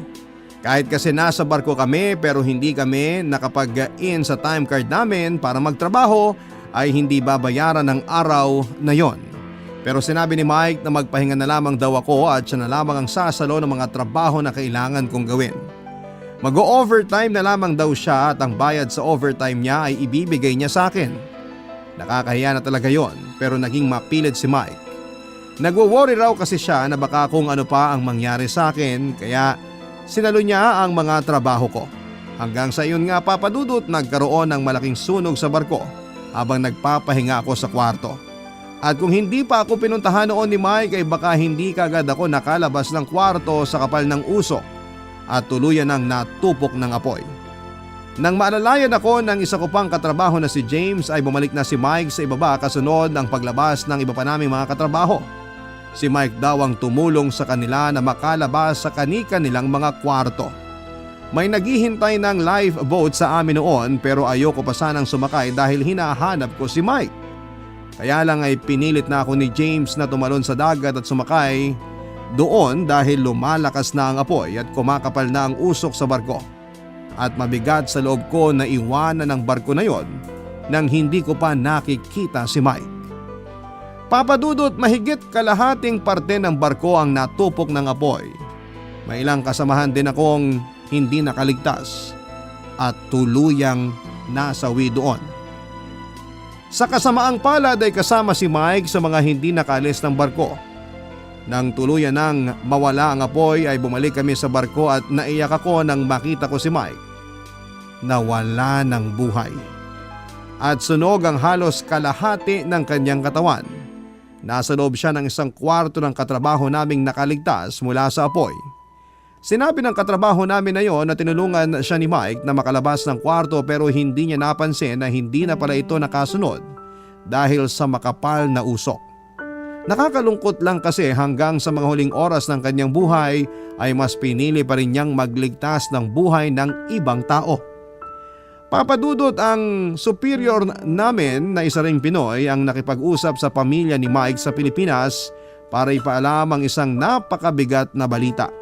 Ang superior na rin namin na nag-ayos ng lahat ng mga gamit ni Mike pati na ang pagpapakremate kay Mike hanggang sa pag-uwi ng abo nito sa kanyang pamilya. Nag-alay din kami ng dasal sa mga nasawi sa barko. Kasama na ang isang napakabuting kaibigan na si Mike. At hindi ko na rin napigilan ng maluha habang nagdarasal para sa kanyang kaluluwa. Papadudot, mga kabarangay, maraming taon po akong nagtrabaho noon sa barko. Nang umuwi ako at mag-decide na hindi na umalis pa ng Pilipinas ay dinalaw ko noon ang nanay ni Mike, dala ang ilang mga pasalubong. Muli po akong naluha nang ikwento ko sa nanay niya kung gaano naging napakabuting kaibigan sa akin ni Mike. At ganoon din ang nanay niya nang marinig ang kwento ko tungkol sa anak niya. Papadudot, alam ko na hindi umikot sa buhay ko ang sulat kong ito pero naniniwala ako na deserve ng ating mga kabarangay na marinig ang kwento kung paano naging isang napakabuting anak, kapatid, tito at kaibigan si Mike. Naniniwala ako na may aral na naiwan ang kwento ng buhay ko at ng buhay ni Mike. Limitado lamang ang oras at buhay natin sa mundong ito. Kaya sana'y palagi nating piliin na gumawa ng mabuti sa lahat ng oras. Hanggang dito na lamang po, Papadudot, ang inyong kapuso, Jerry. Nagustuhan ng iyong napakinggan? Ituloy yan via live stream sa www.gmanetwork.com/radio. Barangay LS 97.1 For